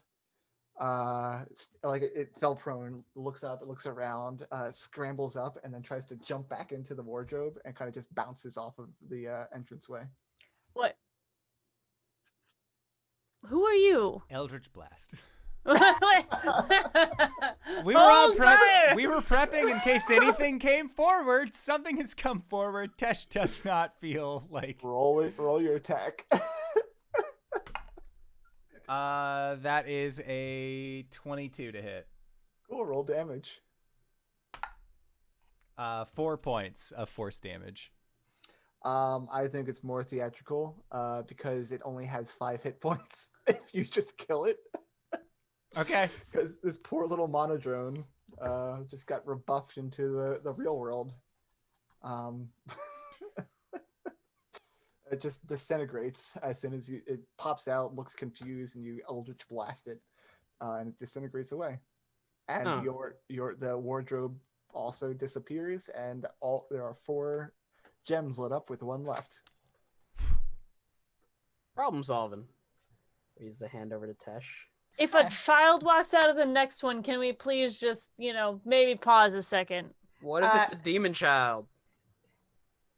What I are the don't wanna chances think the if next a one's going to be as child- easy as the last one? If a child comes out of a wardrobe that has humans being depicted as suffering and in pain, I'm going to guess that they are a devil, in which case I will smite them thoroughly. If a child walks out of that wardrobe, I should get ready to serve him some tea. Can't you literally tell if something's a devil or not I by looking at suppose. it? I could. Oh, well, okay then. I'll defer to you. I open the door. You're muted. I noticed that. The last one is screaming humanoids with their faces wrapped in chains. Waves of heat assail you as the door opens, revealing an iron road leading to a basalt citadel surrounded by the charred remains of defeated armies. Prisoners scream from iron gibbets that festoon the citadel walls. Suddenly, a single glowing ember flies out of the wardrobe and transforms into a winged, bony fiend with a smiling skull-like visage. Hit the bone Are devil. you going to try to kill us? Is that a devil? It is, No, in fact, it's a devil. fine. What if it's a child in disguise? I say in Infernal. Are you going to try to kill us? Wow, it does speak infernal, obviously. It probably goes on some like rant about blood for the blood god or something. I don't know. What are devils into these days? Devils? Yes. Defeating demons. That's true. But its sole purpose here is to kill. You guys not- see him It's like not willing Azrael's to just make any deals. Right, It's right, not right. in its. Azrael's nodding. Go ahead and kill it. I don't know. we It will- might be a child in disguise. We will use the same initiative from last time. So at the top is Flint, and I remind you, he does not want to tangle in melee with something right now. This is true, but you can throw Yickelwas, can't you? You sure can. All right, he's gonna take a few steps back, keep himself nice and safe, throw himself a Yickelwa for a 9. That doesn't hit. All right, well, that's gone forever. He washes his hands of this matter. Well, that's it for me. I'm headed out. See you guys. You guys want anything from the store? I'm just gonna stop by the Mastodon and just kind of. He kind of creeps out of the room and hides around the corner. Baz, it's your turn. This thing has not gone yet. What do you think you're Okay, he's going to longbow. Wait, that thing hasn't gone yet. It sure hasn't. Ha Baz, my boy, my friend. Yeah, hi. My name's Baz. I feel like this will never come up again, But you kind of seem familiar with devils Yeah. and fiends, and Why? also a while ago you picked up some silver bullets. Oh, I see. To use on our guide. Are silver bullets good for demons? For some. Oh. Well, okay then. I mean, Listen. this will never come up again, so since you say so. I mean, you don't have to use your silvered bullets. You could save them for the next adventure. I mean, that's also true. I feel like he'd just use his longbow. Okay. Like, Just wanted to throw that out there. Yeah, at this point, You he's never got- know when you're gonna have to shoot a werewolf. At this point, he's got exactly, and we have a werewolf in our party right now. He's gonna fire an arrow at the guy for a 27 to hit. Does it hit? 27 does hit, yes. I thought so. Here comes some damage. Oh boy. My throat is quite gunky right now. Yeah, you know what? Me too. 17. 17 magical piercing. Yeah, it is. And then 17 sneak attack as well. For 34 total. Yeah. And here comes my second attack, my very good friend and husband, Tyler. I'm both of those things. You are both of those things. I'm in a goofy mood tonight. How's everybody else doing? 22 to hit? Yes, a 22 will hit. Alrighty. 16 piercing damage. That is also Nice. magical. Cool. Wowee. Oh, you know what I could have? Can you do a bonus action after a? Well, actually, never mind. Had advantage, right? Yeah, I already did. I'm just being silly. All right, it's fine. We're good. I'm done. Just goofing. Artis. Artis is not my Is character. me. You had your chance to be Artis. No, I am handsome dad. He is going to rush up and stab this dude as he's done with everything. He's a pointy stabby boy. For a guy with an artifact power level or artifact magic item, he just loves stabbing. Yeah, I mean, it makes sense. 12? Less. No, that doesn't Okay. hit. Less the artifact take control, am I right? Yeah. I wish. 22 to hit Yes. for 9 points of magical stabby.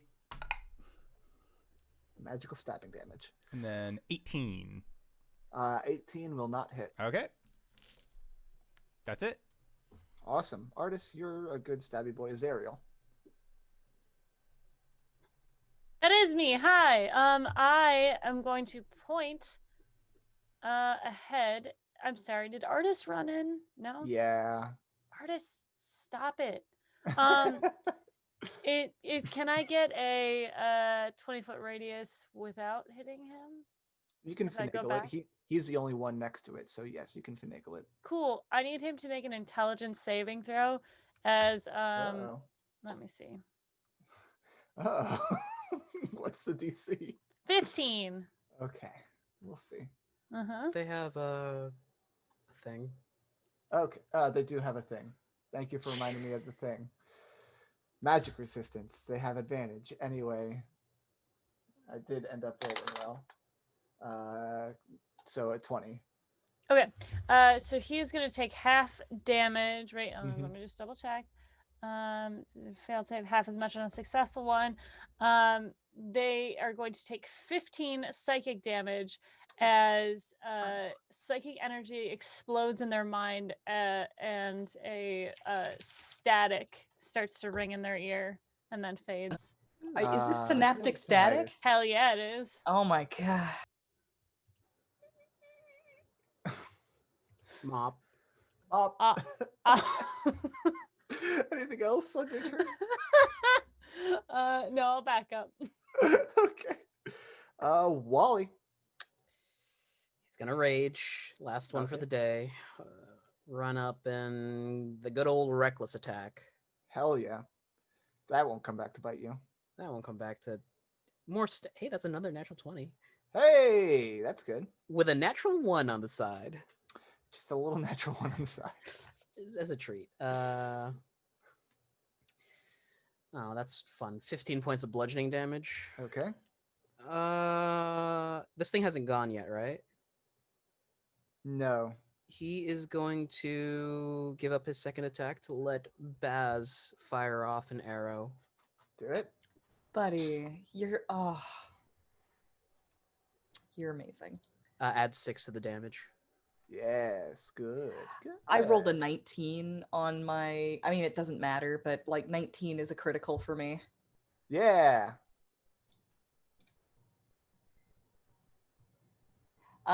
15 magical piercing damage, and here comes some sneak attack. 18. Did you What's add the 6 to it? Plus Is 6. the plus 6 just force, psychic? It's whatever Paired? weapon. Okay. It's paired. Ow. Oh, ouch. Oh, he I should have says. Staff of Striking. Whatever. Ouch, he says. Ouch indeed. Owie indeed. Anything else on your turn, Mr. Wally? Nope. All right. Get ready for some attacks, as you and Artis are going to be attacked by this thing. Yep. That's fine. All right. 2 claw attacks coming at you.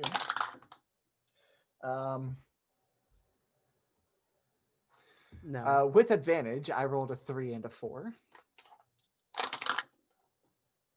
And then a 7 and 4. So does a 15 hit. No. Why? Why am I like this? Sorry, bud. Artists perish. How's a 22 to hit Artis? A 14 will hit Artis, so I think that one's good. All right. I need you to make a Constitution saving throw for him. Is a stinger. No, No, you just No. that's a All 2 right, on the die, that's friend. A 16 piercing damage. I'm gonna kill Artis on you guys. 6 and Who wants to attune to his Ring of Winter? 15. 15 poison damage, and he is poisoned. Okay. Did you recall those numbers I just said to you? Yes. Artis is at 28. All right. I will trust you because you are a person I trust. He is at 28 hit points. Good job, Artis. You just tanked a stinger from a bone devil. Next is Tesh. All right. Tesh is going to also go forward. And he is going to politely stab this fool. Politely. That is a 19 on the die. Sadly, I don't have the option of having this be my Hexblade's curse. Sadly. But hey, that's still a good hit, and I am going to expend my second third level spell slot. Do it. Yes. So that Roll all those delicious. Oh boy. So they are going to take 8 points of magical piercing. Cool. And cool. then Everything's fine, I promise. it would be 4d8. But then they are a fiend. They are a fiend. So I get to roll 5d8 instead. Which seems really good. If There's I still can... a way for this thing to survive. Yeah, if I roll low. Yeah. Which... Aw, womp womp. 16 total. You overkilled it by just a little bit. How do you kill off the bone devil? Tesh is going to say the same thing that he said to the last demon creature that he fought. And just, child of Kyber, you failed, but it is no fault of your own. You merely stood in my way. It doesn't understand you, but it does feel bad about dying. I'll translate. It's perfect. Okay, I will allow this. A look of horror on its face as you stab through it, your radiant energy decimating it from the inside, and it just dissolves into a pool of stinking ichor. Its wardrobe closes, disappears. The last gem above the doorway lights up, and the portcullis raises. Tesh will, flick the blade out, so if there's any ichor on it, And then just in a bowing motion towards the open door. Just after you. How are we looking? I'm looking quite worse for wear. Wally is going to tap him on the shoulder and heal him for 19 points. My God. Well, we know. 19. Can we take a small respite when we get into the next room, please? Yes. I think Why that'd not be he? fine. I'm concerned that the room will reset, and I don't want to go through that again. Fair enough. Yeah, I don't really want to have to fight all those things again. We could just. I'm also cram all- feeling quite hurt, friend. Tesh is going to put 35 points of lay on hands into Artis. Okay. Baz is gonna look over at Flint and then very conspicuously take the bullets out of his gun and start loading it with silver bullets. All right, come here, Flint. Thank you. Wow, that's only one charge. What the fuck? Flint heals for 17. I feel right as the rain. Now, where are you getting these heals from, Wally? My mandolin. I attune to it. Aw. It gives me spells. Neato. What is that? What kind of? Well, I guess we can do this in Nights in the Courtyard tomorrow. Yeah. Awesome. What would you guys like to do?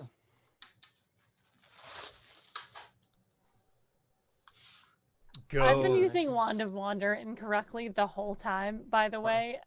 Why? What'd you do? You're supposed to roll at random what it is you're casting, Oh. not just cast it. Oh.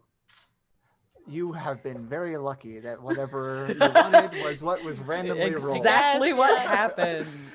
happened. After this last fight, you hear, like, you know, when you shake a package and then there's the glass crinkling on the inside sound. Yeah, Set it back. That's the Oh. inside of your wand right now. Like, yeah. Uh-oh. Ooh. I reread that, like, I pull out the instructions that are, like, rolled up into the wand. Oh. I was doing it wrong. I was just looking up how to get them back because you can regain them, but I didn't read the first paragraph apparently. Sorry. It's fine. I don't do any of this correctly anyway. All right. Do we take a short rest, or are we just pressing In- forward? The next room, yeah. Next area, yeah. Next area. Okay. Cool. You press forward into the next hallway. Past the portcullis, it turns to the left, and there is a staircase that descends down into a long hallway that ends in an archway. There are graven images of rotting corpses that decorate this hall, and the floor is littered with tarnished coins, pieces of armor, broken shields, axe heads, and other bits of scrap metal. This doesn't look good. It's like a I look- shield sort of situation. I look for traps. All right, roll a perception check. You guys are past the portcullis and just kind of at the top of the stairs here. 24. Cool. Well, first of all, there does not appear to be any visible traps or mechanisms for traps.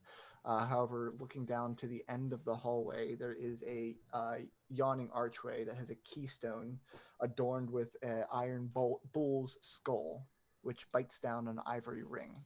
Beyond, there is kind of like beyond this archway is a kind of like staticky light source. Also, while looking around, you can tell that just like this hallway is absolutely littered with debris of, useless, decayed items. All right. Baz kind of stands at the top of the stairway, looks down at all of that stuff, and he says, "So long as nobody goes down these stairs, I think we'll be fine." Wally will plop himself down next to the railing and rest up. Is this a short rest scenario, or is anyone else feeling long resting? How long has it been since we've done so? It's a good question. Let's see, last time you long rested was before you came down onto this level. And it has been quite long. I guess the only problem is the relative safety of this area. Well, let's take a short rest and see how it goes. Fuck around and find out. Mm-hmm. You know what? For ease's sake, and just because you're not going to get another opportunity for a long rest, this seems like as good a place as any that you can squeeze one in. All right. Solid. However, while you are taking your long rest, you do see that the portcullis resets. Mm-hmm. Good to know. Do I hit my final form, Tyler? No, you do not hit your final form. Is it 3 days? Oh wait, yeah. You are, I think, one form above. You're just Good, about because there. that's the cute one. Yeah. Before he turns into a goatish monster. Terrifying, rectangle-eyed goat monster. I didn't remove curse, right? No. No, you remove the attunement to the staff, not the curse itself. Right. I'd have to grade a resto or something Okay, like that. and we are taking a long rest, right? Yeah, I'll go ahead Cool. and say that you I was out do of the requisite spells. waiting around. Oh yeah, I know. Oh, Bless this boy. bless. God, it sure is nice not to have spells. I can just keep on going. I mean, Keep on trucking. they're just Yeah. supplementary at this point, but like, They're just fun, right? God, I wish that was me. God, I wish that was me. Anyway, you are able to take your long rest. What do you guys do during this long rest? Baz Miss- gets out Lord Finkleton and makes sure to update the note so that the goblet gets back to the people who want it. Baby! Finkleton! Ugh. For all you audiocast listeners, LB just brought up a model of Lord Finkleton that she made many moons ago. To scale. He has a crown too, but I'm not sure where it is right now. Listen here, Lord Finkleton, you've got a very important job. And Squeak, it's squeak. only because you have plot armor on account of the fact that you're so cute. Squeak, squeak. I believe in you, Lord Finkleton. You're the best of all of us. His eyes get really wide and they like sparkle as he looks up at you. And he's holding Lord Finkleton in his hand. He's just like, Rin's counting on you. He gets a very determined look on his face. Excellent. He is filled with determination. Wally will pull out the lizard and plop it on the floor, use minor illusion to make a little red dot, and just drag it along. He looks at you like, I'm not an idiot. Okay, but I am interested. All right, but what if it were, and then change it to like a small like beetle? Mm-hmm. I mean, he'll humor you. Thank you. You are a source of endless joy for me, and if you died, I would kill everyone here and then myself. Who is he saying this to? The lizard? The lizard, which he hasn't even named yet. Oh my god. Tesh is just I don't like, even know the gender. I don't want to like misinterpret. Sorry, we can't. We shouldn't. Dylan. That's like a gender neutral name. Can you sex a lizard? You sure could. Does I it don't have handle one or it. two penises? This is a real thing. Find out those answers in Nights in the Courtyard. Fuck around and find out. Yeah. Hey, buddy. What else are you guys doing during your long rest? Regretting my life decisions. Ooh, Wally might take out the egg and just look at it. Egg? Where did we get an egg? Not the egg, the navel of the moon. navel of the moon. Okay. Is it an egg? It has not almost, an absolutely perfect, I guess, sheen to it. It does not seem to have any imperfections on its not opal. What's the moonstone from Skyrim? Opalescent? Yeah, it's opalescent. Yeah, like that. If Wally were to ritual cast detect magic on it, does he get anything pinged off? Ooh, very good question, Wally. Very good question. You do. get a faint source of magic. Hey, game or Navel of the Moon.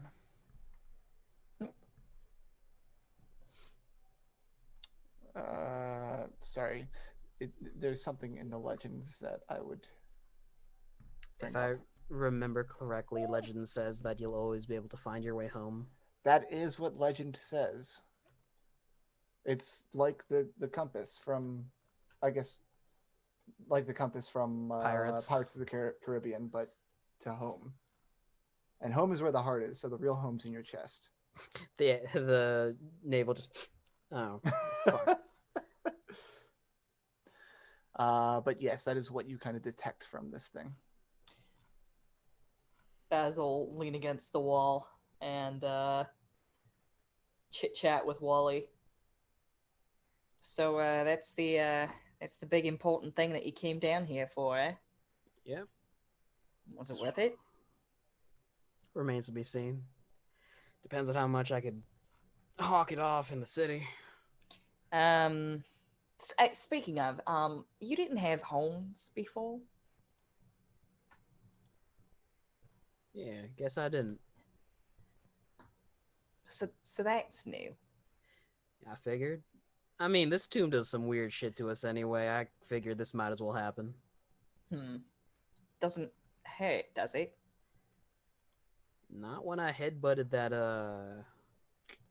Minotaur skull. No, I think you'll touch his forehead. I think this is getting harder too. And again, I always did have a hard head. Ah.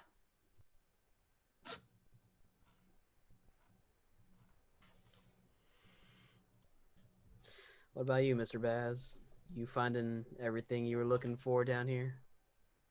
Yeah. So, Yes. I think Flint interrupts and it's like, speaking of honking that thing off in the city, so, what are we talking cut-wise for the stuff that we're collecting here? Because I've got some buyers in Baldur's Gate for at least that bad boy. The crown, that's going to be more difficult because the Wantir is still after it.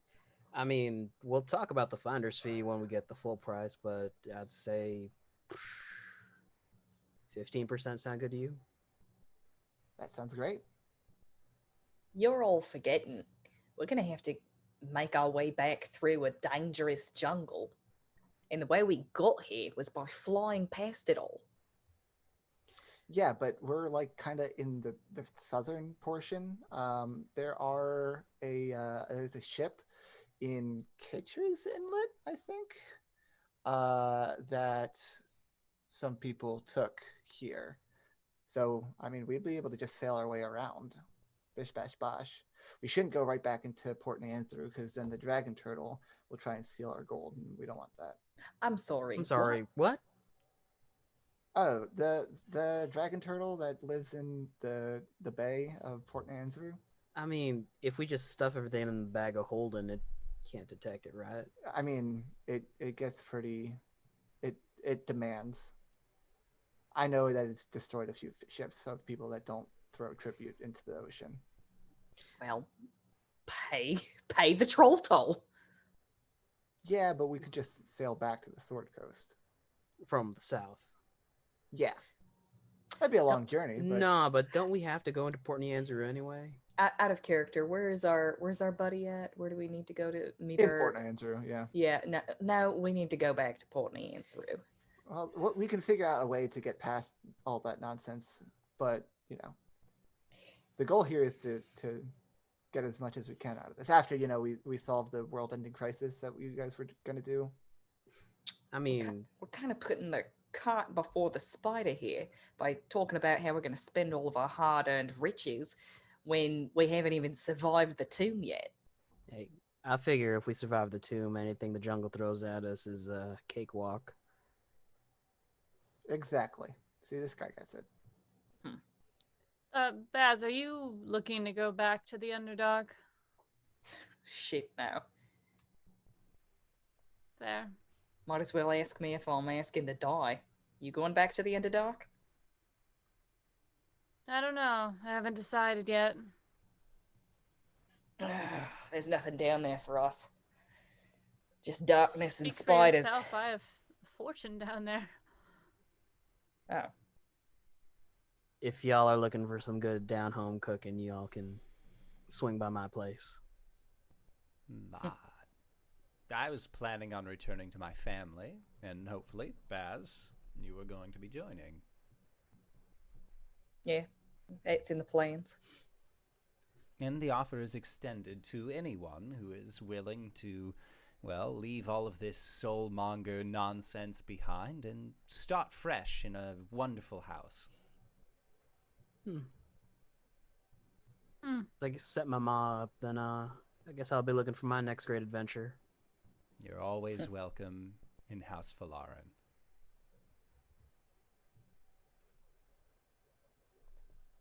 All right, keep it down. We should sleep. Question. And yeah, Does the eye, like, if Tesh were to try to attune to the Eye of Zoltek, you cannot. Gotcha. It's not that kind of magic item. No, They're it's not all that. plot convenient magic items. They're Yes, MacGuffins. That's okay. They are in fact MacGuffins. I think, like, Tesh's meditation is just him looking into the eye. You kind of like looking into the abyss, and the abyss looks back. And it's the most warm feeling he's ever known. Awesome. During Wally's watch, he's just humming Country Roads. Take me home. That's sweet. So after you guys get some rest in, some much needed rest, and regain your hit points and whatnot, and your spell slots most importantly, you are still at the top of this staircase. Your way back is blocked. The portcullis is closed. The only way is through this hallway, and it appears to be two exits from this hallway.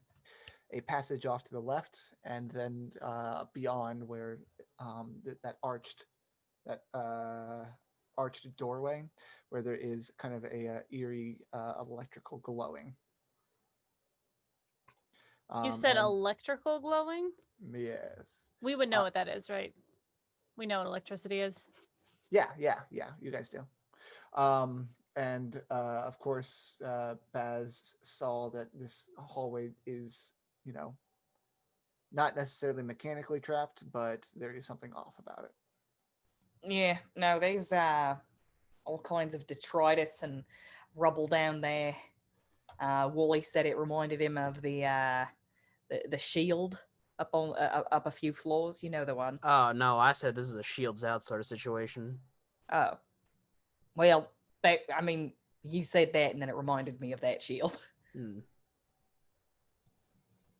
So we should probably be careful here. After you, Baz. I don't think you understand how this works. No, aren't you the rogue? I look for traps, and if I see them, I disarm them. To do that, wouldn't you need to go first? I don't see them. I just think they're there. Well, time to mosey on forward with full confidence in my friend and future bodyguard's ability. And I remind you, what you saw was this hallway being littered with that, the archway at the end, and at the far end was a keystone above the doorway with a iron bull skull clasping an ivory ring. Okay. Well, I point all of that out. It probably has to do something with that bull skull. Okay. Actually, you know what I am going to say that at the urging, like, not just verbal urging, but I feel like people are like crowding you further down this stair into like closer and closer into the hallway, and as you just point at the iron bull skull, your arm actually kind of extends into the hallway, where like gloves and the forearm part of your armor, it just like very quickly starts to deteriorate and just slough off your body, as anything made of cloth or wood or metal or stuff like that just deteriorates to uselessness. I yank my arms back. Oh. Are my bracers of archery okay? Your braces of archery are at least magical. So But all the armor that was underneath it has deteriorated away. So anything magical is fine? Yes, that's what it would seem like.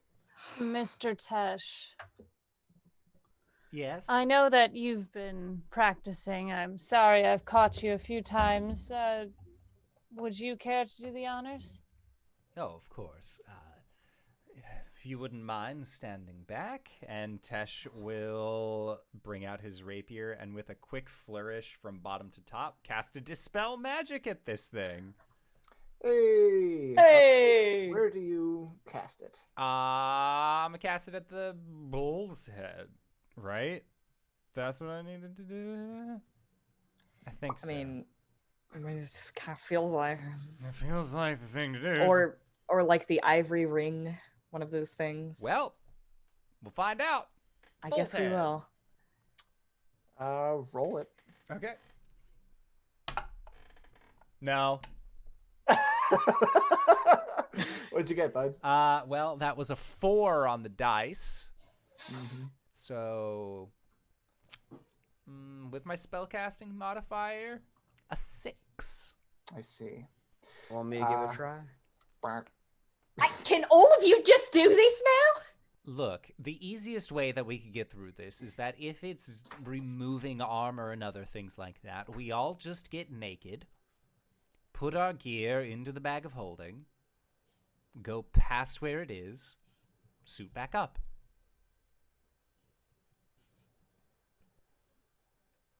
Can't argue with that.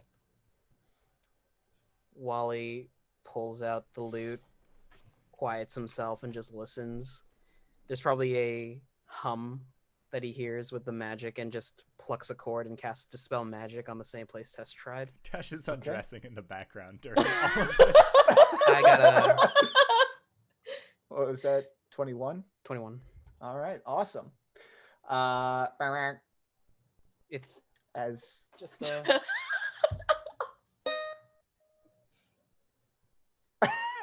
Tesh continues to undress, it doesn't seem like it has an effect. Azrael's just watching. Wally's gonna shrug and start tugging off his clothes. I'm gonna do an Arcana check to see where the magic's coming from.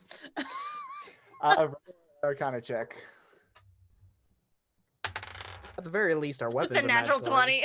All right. There seems to be just the entire hallway is under the effect of some magical energy. The bull's head doesn't seem to be the source, but it does seem to be kind of something that controls it, like a light switch. Azrael's going to do uppies with his hands and have Ace pick him up, and he's going to fly up to the bull's head and like look at it a little bit. The bull's head is on the far end of the hallway. Oh, okay. He's going to motion for Ace to fly down the hallway and pull the lever on the pull the thing, maybe the bull's thing. Yeah, Ace can fly down the hallway. Tesh is almost naked at this point. But Wally's been tripping too. Yeah, Tesh is just down to like the I want to say like the Tuck Everlasting like button up white shirt khaki pants. Yeah.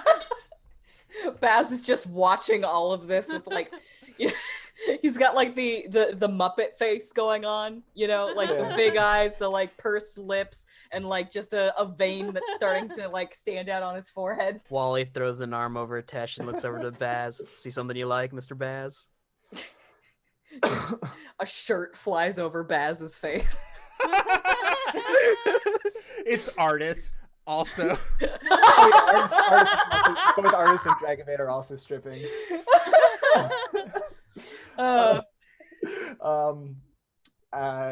Ace gets to the other end of the hallway, kind of observes the bullhead, and it seems like the iron ring is on some form of just pulley. He grabs that and pulls it out, and you can kind of feel that magical energy dissipate from the room. All right, Azrael just walks forward into the hallway. Awesome. Like he doesn't say anything. He's just gonna wait for everyone to figure it out. He's enjoying the what's going on behind him, so he just kind of like chut, and like waits with Ace for everyone at the end of the hallway. Guys, we don't have to get naked anymore. Azrael. Azrael, what have you done? How is this something that deep gnomes are immune to? Yes, please walk through. You must get undressed. Absolutely. Well, thank goodness I started earlier. Can I I don't really have- like check that? Flint is gonna like cautiously like put the sleeve of his shoulder in his shirt and realize it doesn't disintegrate, and then moves in. He's like, "Okay, it's fine. Everything's okay." Oh well. I just got my pants off. Don't worry, I'll help you put them back Saw on. that. Azrael's like, that's why I moved down the hallway, guys. I'm 3'2". Just walks past one. Ah, no! No! Do not consent. Do not consent. All right. You spend the next 10 minutes putting our clothes back on. Azrael, at the far end of the hallway where the bullhead is sitting over this archway, the room beyond, there is a balcony that is it just jutting out from this doorway. Hot wind tinged with the smell of burning oil blows down a 40-foot diameter vertical shaft. A stone balcony protrudes from the wall. There are two thick chains that rattle in the gulf in the center of this room, one ascending 200 feet before disappearing into a cloudy vortex lit by arcs of purple lightning, and the other wrapping around an enormous metal gear floating 100 feet below. Metal Gear. Another 100 feet below the gear, a second vortex rages. Huh. On the map, there is a balcony on the far side, but since you guys don't need a way back into the control room, we're not even going to explore that way. Okay. We'll say there's like a crawlway still over there. So we can go up and down. If you want to fly, but yes. But it's got kind of like lightning and shit Right. Yeah. going on in here. Did I miss? Is there a clear goal for us to go somewhere? Yes, there was another stairwell out of the hallway of decay. Oh. But this is just on the far end. Okay, so are you as the DM telling me that this room is unimportant? It's only important because this is what's driving the infernal machinery of this entire place. Azrael takes a look and he's like, impressive. I shall make a note of this. Ace, make a note of this, and turns back and walks down the other hallway. Anyone who wants to do an Arcana check can figure out some information about this. I still got some grenades left over. I could just huck them in there, huh? Baz, like 16. Sorry. 16. It is a mechanist chain. Such chains are crafted by Modrons and used in conjunction with other machinery to keep the plane of mechanist in working order. Baz walks up to Azrael, just like his hand up like this as like everybody else is getting redressed behind him. He's like, "Did you find anything important?" There is a chain from Mechanus that is driving this infernal machine. But the other way I did not explore. All right. And it seems like a dead end here. So we're not gonna mess with all of that. Not unless There's you're like interested to. zapping and like electricity behind him, and it's like, honestly, can't say I'm disappointed. He's gonna look down the stairs and look for traps. All right. There are stairs leading down into the next level. Go ahead and roll perception. Natural but- 20 for a 31. I still have all these grenades though. No. Not yet. Soon. Save them for something else. Fine. Sorry, what was your perception? Natural 20 for a 31. Oh, I mean, sure. At the bottom of it seems like a pretty long stairwell, and at the bottom you can kind of see what looks like a green smoke kind of billowing around at the bottom.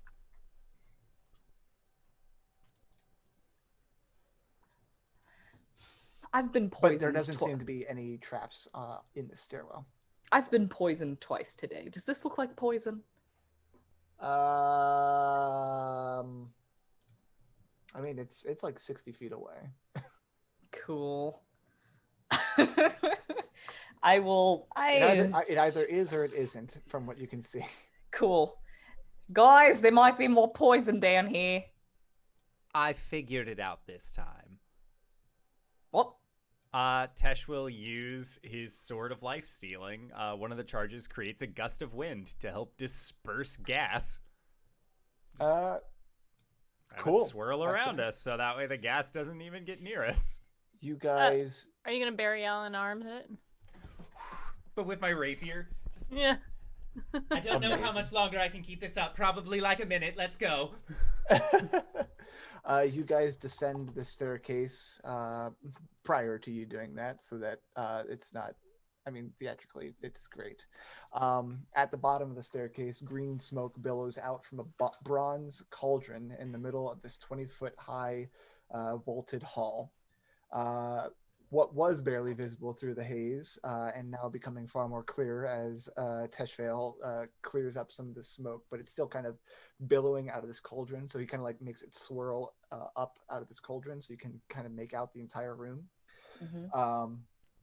There are 3 rocking chairs around the cauldron, several workbenches heaped with haberdashery, a spinning wheel, a rusty iron cage, and on either side, about 10 feet up, are some galleries with some doorways, presumably leading into other rooms.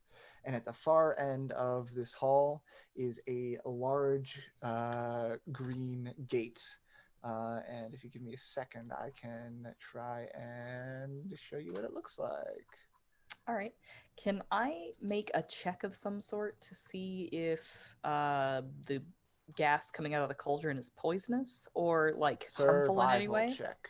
I thought that might be the case. I'm a drow. Yes, you are. It's cologne. I know a lot about poison. 14.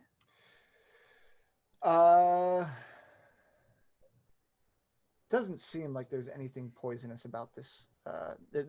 There's no like odor of poison that you can pick up from this smoke. All right. I kind of like sniff at it a little bit, and then I'm gonna go walk over to one of those tables and just like upend it so that it like puts a lid on that cauldron. Okay. You do so, and it kind of stops the flow of poison, or not poison, of smoke, because it is not poison. What's up? Do I know as a warlock if this is a good or a bad thing? If you should, if maybe we should put out the fire, or instead of putting a lid over it, is it gonna explode? Or like I'm sure it's not part of the. It doesn't thing. seem like it's under pressure. Okay. So Baz flips the table over onto the cauldron, and the smoke stops billowing out, and you can see in greater detail this entire room. On the far end is that great green door embossed with skeletons and 5 keyhole-looking spots. Up in the upper gallery, there are 5 wooden doors that are set into the walls, each carved with a geometric symbol, the triangle, square, pentagon, hexagon, and an octagon.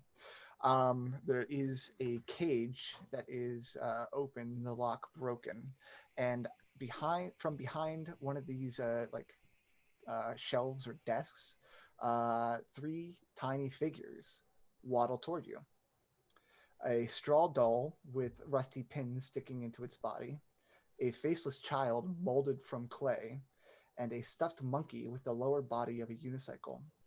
The straw doll says, "You need to run away. The Stone Sisters will be back any moment." Aren't you the cutest? Wait a minute, aren't those that hags that Hassan feller said captured him? If I recall correctly, yes. If I investigate this cage, does it, like, do I presume that this is where Hassan was kept? Yes. Oh. That's where the looky-like was at until he escaped. Oh. Oh, no. Were there more? Wait, I don't know that. Never mind. Were there more? Do the sisters sleep here? Yes. Are This they is in their- their room? We don't know where they're at. They disappear and cackle as they go.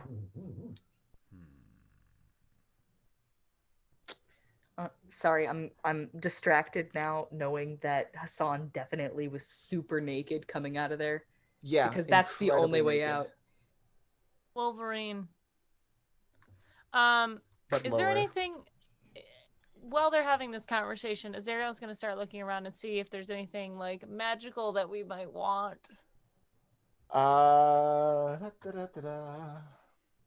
What is scattered around this room seems like a lot of materials and components used in ritual casting. Oh, they're those kind of witches. Baz is going to get out the skulls and see if he can open the green door with the skulls. Wait. Hmm? We might need those for. And he points up to the doors. Baz, you can see that like you started pulling out the first one, which was a triangle, Mhm. and you look at the triangle-shaped hole in the door, Mhm. but there's no hole there. It seems like there is a metal plate blocking the keyhole. I was hoping it would be easier than this, but of course it never is. All right, let's be quick then. Time to poke Y'all want to around. get out of here? He says to the Yes. three. Oh, we want more than anything, but we can never leave unless someone takes us. Why? Some magic from the Stone Sisters. It traps our souls here. Hey, Shigambi, is this a good idea? Listen, bro. This is a part of the the thing that I have never seen. So, Oh, wait, hold on. Hey, Mr. Mind Voice. which Mr. Martin voice? The Aboleth Mr. Mind Voice. Mr. Mind voice, you lost a connection with from the as soon as you left the control room. I got a 10 on my insight. Do they seem like shifty kids? They Wait, seem like kids. little kids. Baby Snow. I want to take the faceless one. It has to like mold. It's like a little smile, but it's like crooked because it can't see. Oh, baby. It looks like the stinky cheese man, and I love it. Mm-hmm. I hate While it. they'll pick up the unicycle monkey. It tries to say something, but like stuffing kind of like comes out of its mouth as it tries to speak. That's so goddamn sad.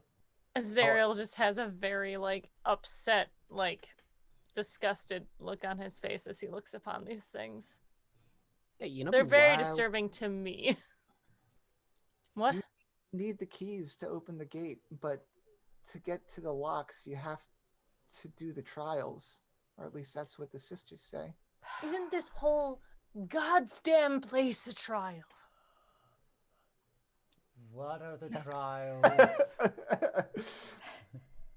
It just points up to the upper gallery. Off we go. And off you go indeed, as we find out how you deal with the trials of the gates, of the skeleton keys, of the tomb of the 9 gods of Annihilation. As we close for today's session. Yay! And guess what? We don't even have to wait a whole week to get back in on this shit because, like we said at the beginning, this was a bonus episode. We started streaming on a day we don't normally do, so that way we can make sure that we can get to the end of this game with some time to spare. So, hey, guess what? Tune in tomorrow night at 7 o'clock p.m. Pacific Standard Time to see what the fuck these trials are. We've gone through so many trials. Yeah. Next time is tomorrow. We Guys. have episode 30, part 2.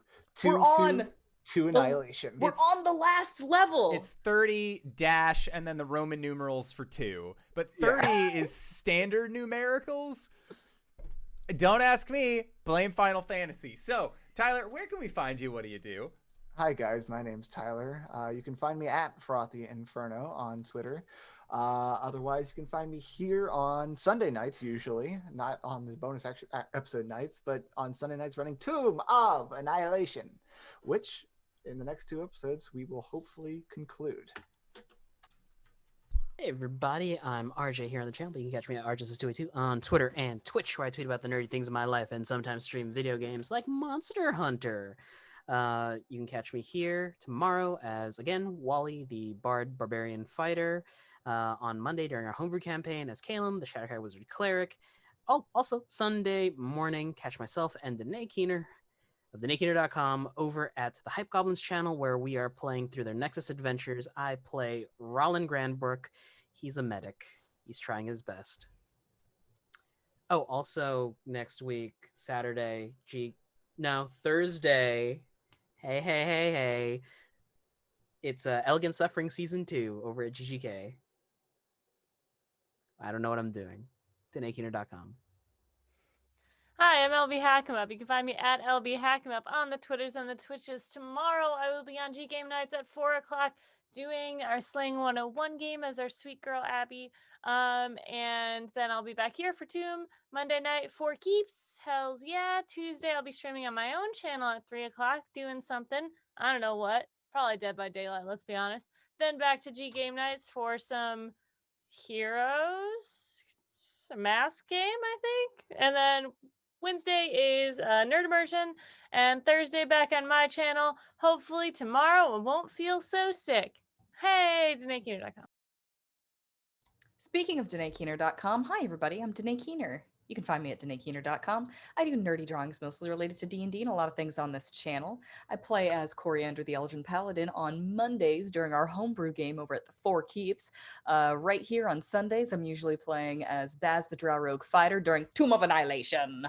And tomorrow morning, bright and early, you can find me over on the Hype Goblins channel, playing during their homebrew game. And I'm going to be playing as Fibble to Do alongside RJ's character. She is a shepherdess, and she's been looking for her childhood friend for a very long time. Yeah, DanaeKeener.com. Speaking of things that are totally sick, hey guys, what's up? It's me, your buddy, your pal, your friend, the Indoor Adventurer, the showrunner here at twitch.tv/indooradventures. We do shows like this normally on Mondays and Thursdays at 5:30 p.m. Pacific Standard Time, but also on Sundays at 7 o'clock p.m. Pacific Standard Time. As you just saw on this weird Saturday session, sometimes we have games that aren't in those standard 3, and guess what? Next week, even though it is Thanksgiving, is also one of them games, because on Wednesday we have our Monster Noir game that is run by the delightful GB of Greybeard Tavern. Always a delight having him on the show. If this is your first time joining us, you can go to youtube.com/indooradventures to check up on all of the VODs of each of the games that we have played since the start of this channel, as well as a plethora of playlists for your perusal. But for now, we are going to be heading out for the evening. If you have any questions for us, normally we'll be heading into Nights in the Courtyard, but tonight we are giving ourselves a little bit of a breather, a little bit of a break, because some of our players have to be up real early tomorrow. So ask us those questions anyways, and we will answer them in tomorrow night's Nights in the Courtyard. That's a promise. So with that, I would like to say once again, thank you to this DM for running this game. Thank you to these players for putting up with our bullshit once again this week. And we'll see all of you guys next time. All right, everybody. See you soon.